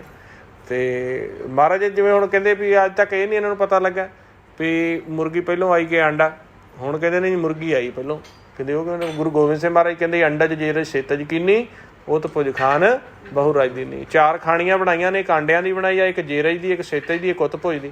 ਆਂਡਾ ਪਹਿਲੋਂ ਆਇਆ। ਆਂਡਿਆਂ ਦੀ ਖਾਣੀ ਵਿੱਚੋਂ ਅੰਡਜ ਵਾਲੇ ਜੀਵ ਪੈਦਾ ਕੀਤੇ ਆ, ਜਿਹਦੇ ਵਿੱਚ ਸੱਪ, ਕੀੜੇ, ਮੁਰਗੀਆਂ ਜੋ ਵੀ ਆਂਡਿਆਂ 'ਚੋਂ ਨਿਕਲਦੇ ਆ, ਕਾਂ ਹੋ ਗਏ ਹੋਣੇ। ਜੇਰਜ ਵਿੱਚੋਂ ਆਪਾਂ ਆ ਗਏ, ਪਸ਼ੂ ਆ ਗਏ। ਸੇਤਜ ਹੋ ਗਏ ਜਿਹੜੇ ਮੈਲ ਦੇ ਵਿੱਚੋਂ ਜੀ ਜੰਤ ਨਿਕਲਦੇ ਨੇ, ਬਿਸ਼ਟਾ ਦੇ ਜੀ ਹੁੰਦੇ ਨੇ, ਮਿੱਟੀ ਵਿੱਚ ਜੀ ਹੁੰਦੇ ਨੇ, ਵਾਈਟਮਿਨਸ ਹੁੰਦੇ ਆ, ਮਿਨਰਲਸ ਹੁੰਦੇ ਆ, ਇਹ ਸਾਰੇ ਜੇਰਜ ਨੇ। ਅਤੇ ਉਤ ਭੁਜ ਦੇ ਵਿੱਚ ਆ ਗਈ ਜਿਹੜੀ ਫਸਲਬਾੜੀ ਆ ਜਿਹੜੀ ਕਣਕ, ਪੱਠੇ ਜਾਂ ਹੋਰ ਰੁੱਖ, ਫਲਦਾਰ ਰੁੱਖ, ਬੂਟੇ, ਘਾਹ ਫੂਸ। ਅਤੇ ਆਂਡਾ ਪਹਿਲੋਂ ਆਇਆ। ਹੁਣ ਉਹ ਗੁਰੂ ਗੋਬਿੰਦ ਸਿੰਘ ਨੇ ਦੱਸਿਆ ਵੀ ਇਹ 4 ਖਾਣੀਆਂ ਦੀ ਪੈਦਾਇਸ਼ ਆ। ਅਤੇ ਹੁਣ ਸਾਇੰਸ ਨੂੰ ਕਹਿ ਦਿਓ, ਉਹ ਆਖਣਗੇ ਇਹਦਾ ਪ੍ਰੂਫ ਲਿਆਓ। ਹੁਣ ਉਹਨਾਂ ਨਾਲ ਤਰਕ ਦੇ ਨਾਲ ਕੌਣ ਲੜੇ, ਕੌਣ ਉਹਨਾਂ ਨੂੰ ਤਰਕ ਦੇ ਦਿੱਤੇ। ਤਾਂ ਚੁੱਪੇ ਚੰਗੀ ਨਾਨਕਾ ਬਿਨ ਨਾਵੇਂ ਮੂੰਹ ਗੰਧ। ਅਤੇ ਕਿੰਨਾ ਗਿਆਨ ਹੈ। ਅਤੇ ਆਪਾਂ ਸਹਿਜ ਸੁਭਾਏ ਦੇਖੋ ਕਰੀ ਜਾਂਦੇ ਹਾਂ, ਕਿਉਂਕਿ ਮੈਂ ਤੁਹਾਨੂੰ ਬਾਣੀ ਦੇ ਵਿੱਚੋਂ ਦੱਸਦਾ ਪਿਆ, ਤੁਸੀਂ ਮੰਨਣ ਦੀ ਅਵਸਥਾ 'ਚ ਆ ਗਏ, ਤੁਸੀਂ ਮੰਨ ਲਿਆ ਹਾਂਜੀ ਠੀਕ ਹੈ। ਪਰ ਮਨਮੁਖ ਥੋੜ੍ਹਾ ਨਾ ਮੰਨਦਾ। ਮਨਮੁਖ ਤਾਂ ਕਹੂਗਾ ਆਕਸਫੋਰਡ ਯੂਨੀਵਰਸਿਟੀ ਦੀ ਮੋਹਰ ਹੋਣੀ ਚਾਹੀਦੀ ਤਾਂ ਇਹ ਫਾਰਮੂਲਾ ਮੰਨਿਆ ਜਾਊਗਾ। ਉਹ ਤਾਂ ਇਹਨਾਂ ਚੱਕਰਾਂ 'ਚ ਨੇ। ਹੁਣ ਉਹਨਾਂ ਨੂੰ ਉਹ ਚੱਕਰਾਂ 'ਚ ਕੌਣ ਕੱਢੇ। ਅਗਲਾ ਤਾਂ ਕਵੇ ਵੀ ਇਹ ਤਾਂ ਜੀ ਸਿਮਰਨਜੀਤ ਢੁਆਣੇ ਵਾਲੇ ਨੇ ਗੱਲ ਕੀਤੀ, ਉਹ ਕਹਿੰਦਾ ਇਹਦੇ ਵਰਗੇ ਪਤਾ 45 ਫਿਰਦੇ ਆ ਅਤੇ ਇਹਦੀ ਗੱਲ 'ਤੇ ਥੋੜ੍ਹਾ ਵਿਸ਼ਵਾਸ ਹੋ ਸਕਦਾ। ਇਹ ਤਾਂ ਰਿਸਰਚ ਹੋਊਗੀ। ਹੁਣ ਰਿਸਰਚ ਕਿੰਨੇ ਕਰਨੀ? ਆਕਸਫੋਰਡ ਯੂਨੀਵਰਸਿਟੀ, ਆਵਰਡ ਯੂਨੀਵਰਸਿਟੀ 'ਚ ਕਰਨੀ। ਉੱਥੇ ਕੌਣ ਬੈਠੇ ਨੇ? ਉੱਥੇ ਵੀ ਸਾਰੇ ਤ੍ਰੈਗੁਣੀ ਬੈਠੇ ਆ ਮਨਮੁਖ। ਨਾ ਉਹਨਾਂ ਦੀ ਤਸੱਲੀ ਹੋਵੇ, ਨਾ 5 ਉਹਨਾਂ ਦੀ ਤਸੱਲੀ ਹੋਣ ਦੇਣ। ਹੁਣ ਮੋਦੀ ਸਾਹਿਬ ਮੋਹਰ ਲਾ ਦੇਣ ਅਤੇ ਆਹ ਗੱਲ ਮੰਨ ਲਾਂਗੇ। ਹਾਂਜੀ, ਮਨਮੋਹਨ ਸਿੰਘ ਜੀ ਮੋਹਰ ਲਾ ਦੇਣ ਅਤੇ ਉਹ ਤਾਂ ਪ੍ਰਤੱਖ ਨੂੰ ਪ੍ਰਮਾਣ ਦੀ ਕੀ ਲੋੜ ਆ। ਗੁਰਬਾਣੀ ਪ੍ਰਤੱਖ ਹੈ। ਹੁਣ ਉਹ ਪ੍ਰਮਾਣ ਮੰਨਦੇ ਨੇ ਦੁਨਿਆਵੀ ਬੰਦਿਆਂ ਦਾ। ਹੁਣ ਕੌਣ ਮੋਦੀ ਨੂੰ ਮਨਾਵੇ ਵੀ ਪਹਿਲੋਂ ਅੰਡਾ ਆਇਆ ਅਤੇ ਫਿਰ ਮੁਰਗੀ ਬਾਅਦ 'ਚ ਆਈ? ਉਹ ਮੰਨ ਜੂਗਾ? ਮੋਦੀ ਸਾਹਿਬ ਆਪਣੇ ਪ੍ਰਧਾਨ ਮੰਤਰੀ ਨੇ ਇੱਕ ਗੱਲ ਸੋਚਣ ਦੀ ਆ ਵੀ ਬੰਦਾ ਦੁਨਿਆਵੀ ਤੌਰ 'ਤੇ ਜਦੋਂ ਉਹ ਕਹਿੰਦਾ ਹੈ ਨਾ ਵੀ ਇੱਕ ਆਮ ਜਿਹੀ ਬੰਦੇ ਦੀ ਇੱਕ ਮਤਲਬ ਕਿ ਮਾਨਸਿਕਤਾ ਆ ਵੀ ਉਹਨੂੰ ਜੇ ਆਪਾਂ ਕਹਿ ਦਾਂਗੇ ਵੀ ਇੰਨੇ ਬ੍ਰਹਿਮੰਡ ਆ, ਇੰਨੇ ਬ੍ਰਹਿਮੰਡਾਂ ਦੇ ਵਿੱਚੋਂ ਐਂ ਪਰਲੋ ਆਉਂਦੀ ਆ, ਪਰਮਾਣੂ ਚੱਲ ਜਾਂਦਾ। ਉਹ ਕਹੂਗਾ ਇਹਦਾ ਕੀ ਵਿਸ਼ਵਾਸ ਹੈਗਾ। ਬਾਣੀ ਕਹਿੰਦੇ ਆ, ਬਾਣੀ ਹੁਣ ਜਿਹੜਾ ਤਾਂ ਮੰਨ ਗਿਆ ਗੁਰਮੁਖ ਤਾਂ ਮੰਨ ਜੂਗਾ ਵੀ ਗੁਰੂ ਨਾਨਕ ਸੱਚੇ ਪਾਤਸ਼ਾਹ ਦੀ ਗੱਲ ਅੱਗੇ ਕਿਹਦੀ ਗੱਲ। ਉਹ ਕਹੂਗਾ ਨਾ ਪਹਿਲਾਂ ਉਹ ਬੰਦਾ ਕਹਿ ਦੇ ਤਾਂ ਮੈਂ ਮੰਨ ਜੂ। ਸਾਡੇ ਦੇਸ਼ ਦਾ ਸਿੱਖਿਆ ਮੰਤਰੀ ਕਹਿ ਦੇਵੇ, ਸਿੱਖਿਆ ਮੰਤਰੀ ਭਾਵੇਂ 10ਵੀਂ ਫੇਲ ਹੋਵੇ, ਅਗਲੇ ਯੂਨੀਵਰਸਿਟੀਆਂ 'ਚ ਡਿਗਰੀਆਂ ਬਣਵਾ ਕੇ ਸਿੱਖਿਆ ਮੰਤਰੀ ਬਣ ਗਏ। ਇਸ ਕਰਕੇ ਸਾਰਾ ਸੰਸਾਰ ਤਾਂ ਹਨੇਰੇ ਵਿੱਚ ਆ। ਤੁਸੀਂ ਗੁਰੂ ਦੀ ਗੱਲ ਮੰਨ ਲਓ। ਗੁਰੂ ਤੁਹਾਨੂੰ ਇੰਨਾ ਐਡਵਾਂਸ ਗਿਆਨ ਦੇ ਦੂਗਾ ਨਾ, ਜਿਹੜਾ ਚੌਥੇ ਯੁੱਗ ਦੇ ਅਖੀਰ ਵਿੱਚ ਜਾ ਕੇ ਸਾਇੰਸ ਨੂੰ ਪਤਾ ਲੱਗਣਾ ਹੈ ਨਾ, ਉਹ ਆਪਾਂ ਨੂੰ ਅੱਜ ਦੱਸਤਾ ਉਹਨਾਂ ਨੇ। ਅਤੇ ਨਾਲ ਨਿਚੋੜ ਵੀ ਕੱਢਤਾ ਵੀ ਇੰਨਾ ਗਿਆਨ ਵੀ ਜਦੋਂ ਹੋ ਜਾਏਗਾ, ਆਹ ਚੀਜ਼ਾਂ ਵੇਖੋ ਤੁਹਾਨੂੰ ਮੈਂ ਅੱਜ ਦੱਸਤੀਆਂ ਨੇ ਅਤੇ ਮਾਇਆ ਤੁਹਾਨੂੰ ਗਾਂਹ ਵਿਚਾਰ ਦੇਣ ਲੱਗ ਗਈ ਆ। ਇਸ ਕਰਕੇ 4 ਯੁੱਗ ਦੀ ਮਾਂ ਪਰਲੋ ਵੀ ਜਦੋਂ ਆ ਜਾਂਦੀ ਹੈ, ਇੰਨੀ ਗਿਆਨ ਤੀਵਰਤਾ ਕਿ ਬੰਦੇ ਇਨਸਾਨ ਅੱਗੇ ਪਿੱਛੇ ਪਾਸਟ ਫਿਊਚਰ ਦੇਖਣਾ ਸ਼ੁਰੂ ਕਰ ਦਿੰਦੇ ਨੇ। ਉਸ ਵਕਤ ਵੀ ਜਾ ਕੇ ਸੰਸਾਰ ਦੇ ਵਿੱਚੋਂ ਕਲੇਸ਼, ਦੁੱਖ, ਦਰਦ ਨਹੀਂ ਮਿਟਦਾ। ਇਹ ਇਵੇਂ ਦੇ ਇਵੇਂ ਲੜੀ ਜਾਂਦੇ ਆ ਅਤੇ ਇੱਕੋ ਹੀ ਨਿਚੋੜਿਆ। ਮਹਾਰਾਜ ਜੀ ਕਹਿੰਦੇ ਵੀ 4 ਯੁੱਗ ਬਾਅਦ ਜਾ ਕੇ ਜੇ ਨਿਚੋੜ ਕੱਢਣਾ ਹੁਣੇ ਹੀ ਕੱਢ ਲਓ। 4 ਯੁੱਗਾਂ ਕਾ ਹੁਣ ਨਿਬੇੜਾ। ਨਾਮ ਸੱਚ 'ਚ ਬਹਿ ਜਾਓ। ਨਾਮ ਸੱਚ ਦੁਆਰਾ ਫਿਰ ਤੁਸੀਂ ਬ੍ਰਹਿਮੰਡਾਂ 'ਚ ਉੱਪਰ ਉੱਠ ਕੇ ਆਪ ਹੀ ਦੇਖ ਲਿਓ ਵੀ ਕਿੰਨਾ ਦੁੱਖ ਚੱਲਦਾ ਪਿਆ। ਫਰੀਦਾ ਮੈਂ ਜਾਣਿਆ ਦੁੱਖ ਮੁਝ ਕੋ ਦੁੱਖ ਸਬਾਇਆ, ਜੱਗ ਉੱਚਾ ਚੜ੍ਹ ਕੇ ਵੇਖਿਆ। ਉੱਚਾ ਉਹ ਕਹਿੰਦੇ ਜੀ ਇਹ ਫਰੀਦ ਸਾਹਿਬ ਆਪਦੇ ਬਨੇਰੇ 'ਤੇ ਚੜ੍ਹ ਗਏ ਅਤੇ ਜਦੋਂ ਵੇਖਣ ਲੱਗੇ ਇੱਧਰ ਨਾਲ ਸ਼ਾਮ ਨੂੰ ਗੁਆਂਢ ਦੇ ਵਿੱਚ ਰੋਟੀ ਦਾ ਰੌਲਾ ਪਿਆ ਹੋਇਆ। ਪਰਾਂ ਕਹਿੰਦੇ ਇੱਕ ਮੁੰਡੇ ਨੂੰ ਕੰਮ ਨਹੀਂ ਸੀ ਮਿਲਦਾ, ਉਹ ਰੌਲਾ ਪਿਆ ਹੋਇਆ। ਫਰੀਦ ਸਾਹਿਬ ਕਹਿੰਦੇ ਮੈਂ ਤਾਂ ਛੱਤ 'ਤੇ ਹੀ ਅੱਜ ਚੜ੍ਹਿਆ ਅਤੇ ਦੇਖਿਆ ਵੀ ਗੁਆਂਢੀਆਂ ਘਰ ਵੀ ਕਲੇਸ਼ ਹੀ ਬਹੁਤ ਹੈ। ਇਹੋ ਜਿਹੇ ਉਹਨਾਂ ਨੇ ਮਤਲਬ ਇਹੋ ਜਿਹੇ ਮਹਾਂਪੁਰਸ਼ ਸੀਗੇ ਅਤੇ ਇਹੋ ਜਿਹੀਆਂ ਸਾਖੀਆਂ ਸੁਣਾਈਆਂ। ਹੁਣ ਇਹਦਾ ਅਰਥ ਬਣਦਾ ਹੈ ਫਰੀਦਾ ਮੈਂ ਜਾਣਿਆ ਦੁੱਖ ਮੁਝ ਕੋ ਦੁੱਖ ਸਬਾਇਆ ਜਗ ਉੱਚਾ ਚੜ ਕੇ ਵੇਖਿਆ। ਚੌਥੇ ਪਦ ਦੇ ਵਿੱਚ ਜਦੋਂ ਉਹਨਾਂ ਨੇ ਸੁਰਤੀ ਨੂੰ ਉਠਾ ਕੇ ਬ੍ਰਹਮ ਦੇ ਵਿੱਚ ਨਜ਼ਰ ਮਾਰੀ ਆ ਦਿਵ ਦ੍ਰਿਸ਼ਟੀ ਦੁਆਰਾ, ਕਹਿੰਦੇ ਘਰ ਘਰ ਇਹੋ ਅੱਗ, ਸਾਰਾ ਸੰਸਾਰ ਹੀ ਦੁਖੀ ਸੀਗਾ। ਹੁਣ ਮਹਾਂਪੁਰਸ਼ਾਂ ਨੇ ਕਹਿਤਾ ਵੀ ਫਰੀਦ ਸਾਹਿਬ ਲੱਕੜ ਦੀ ਪੌੜੀ ਲਾ ਕੇ ਪਹਿਲੀ ਵਾਰੀ ਛੱਤ ਤੇ ਚੜ੍ਹੇ ਸੀ, ਕਿਉਂਕਿ ਪਹਿਲਾਂ ਤਾਂ ਉਹ ਜੀ ਘੋਰੇ 'ਚ ਹੀ ਬੈਠੇ ਰਹਿੰਦੇ ਸੀ। ਇੱਕ ਦਿਨ ਉਹ ਆਂਦੇ ਵੀ ਬਹੁਤ ਸਰੀਰ 'ਚ ਥਕਾਵਟ ਤੇ ਉੱਤੇ ਤਾਂ ਚੜ੍ਹੀਏ, ਛੱਤ ਦੀ ਹਵਾ ਲਈਏ। ਉੱਥੋਂ ਗੁਆਂਢਾਂ ਵਿੱਚ ਜਦੋਂ 4-5 ਘਰਾਂ 'ਚ ਲੜਾਈ ਹੁੰਦੀ ਦੇਖੀ ਤੇ ਉਹਨਾਂ ਨੇ ਉੱਥੇ ਹੀ ਲਿਖਤਾ ਇਹ ਤਾਂ ਘਰ ਘਰ ਹੀ ਅੱਗ ਹੈ ਜੀ। ਹੁਣ ਤੁਸੀਂ ਵੇਖੋ ਜੀ, ਮੈਂ ਤਾਂ ਸਹਿਜ ਸੁਭਾਅ ਆਪ ਜੀ ਨਾਲ ਬਚਨ ਕਰਦਾ ਰਹਿੰਦਾ, ਤੁਸੀਂ ਵੇਖੋ ਹੁਣ ਮਹਾਂਪੁਰਸ਼ਾਂ ਵਾਲੇ ਬਚਨ ਮੰਨਣੇ ਆ ਕਿ ਪ੍ਰੈਕਟੀਕਲ ਦੇ। ਹਾਂਜੀ ਠੀਕ ਹੈ, ਫਿਰ ਕਰੋ ਵੀ 1 ਮਿੰਟ ਅਭਿਆਸ, ਫਿਰ ਸਮਾਪਤੀ ਕਰੀਏ। ਵਾਹਿਗੁਰੂ ਵਾਹਿਗੁਰੂ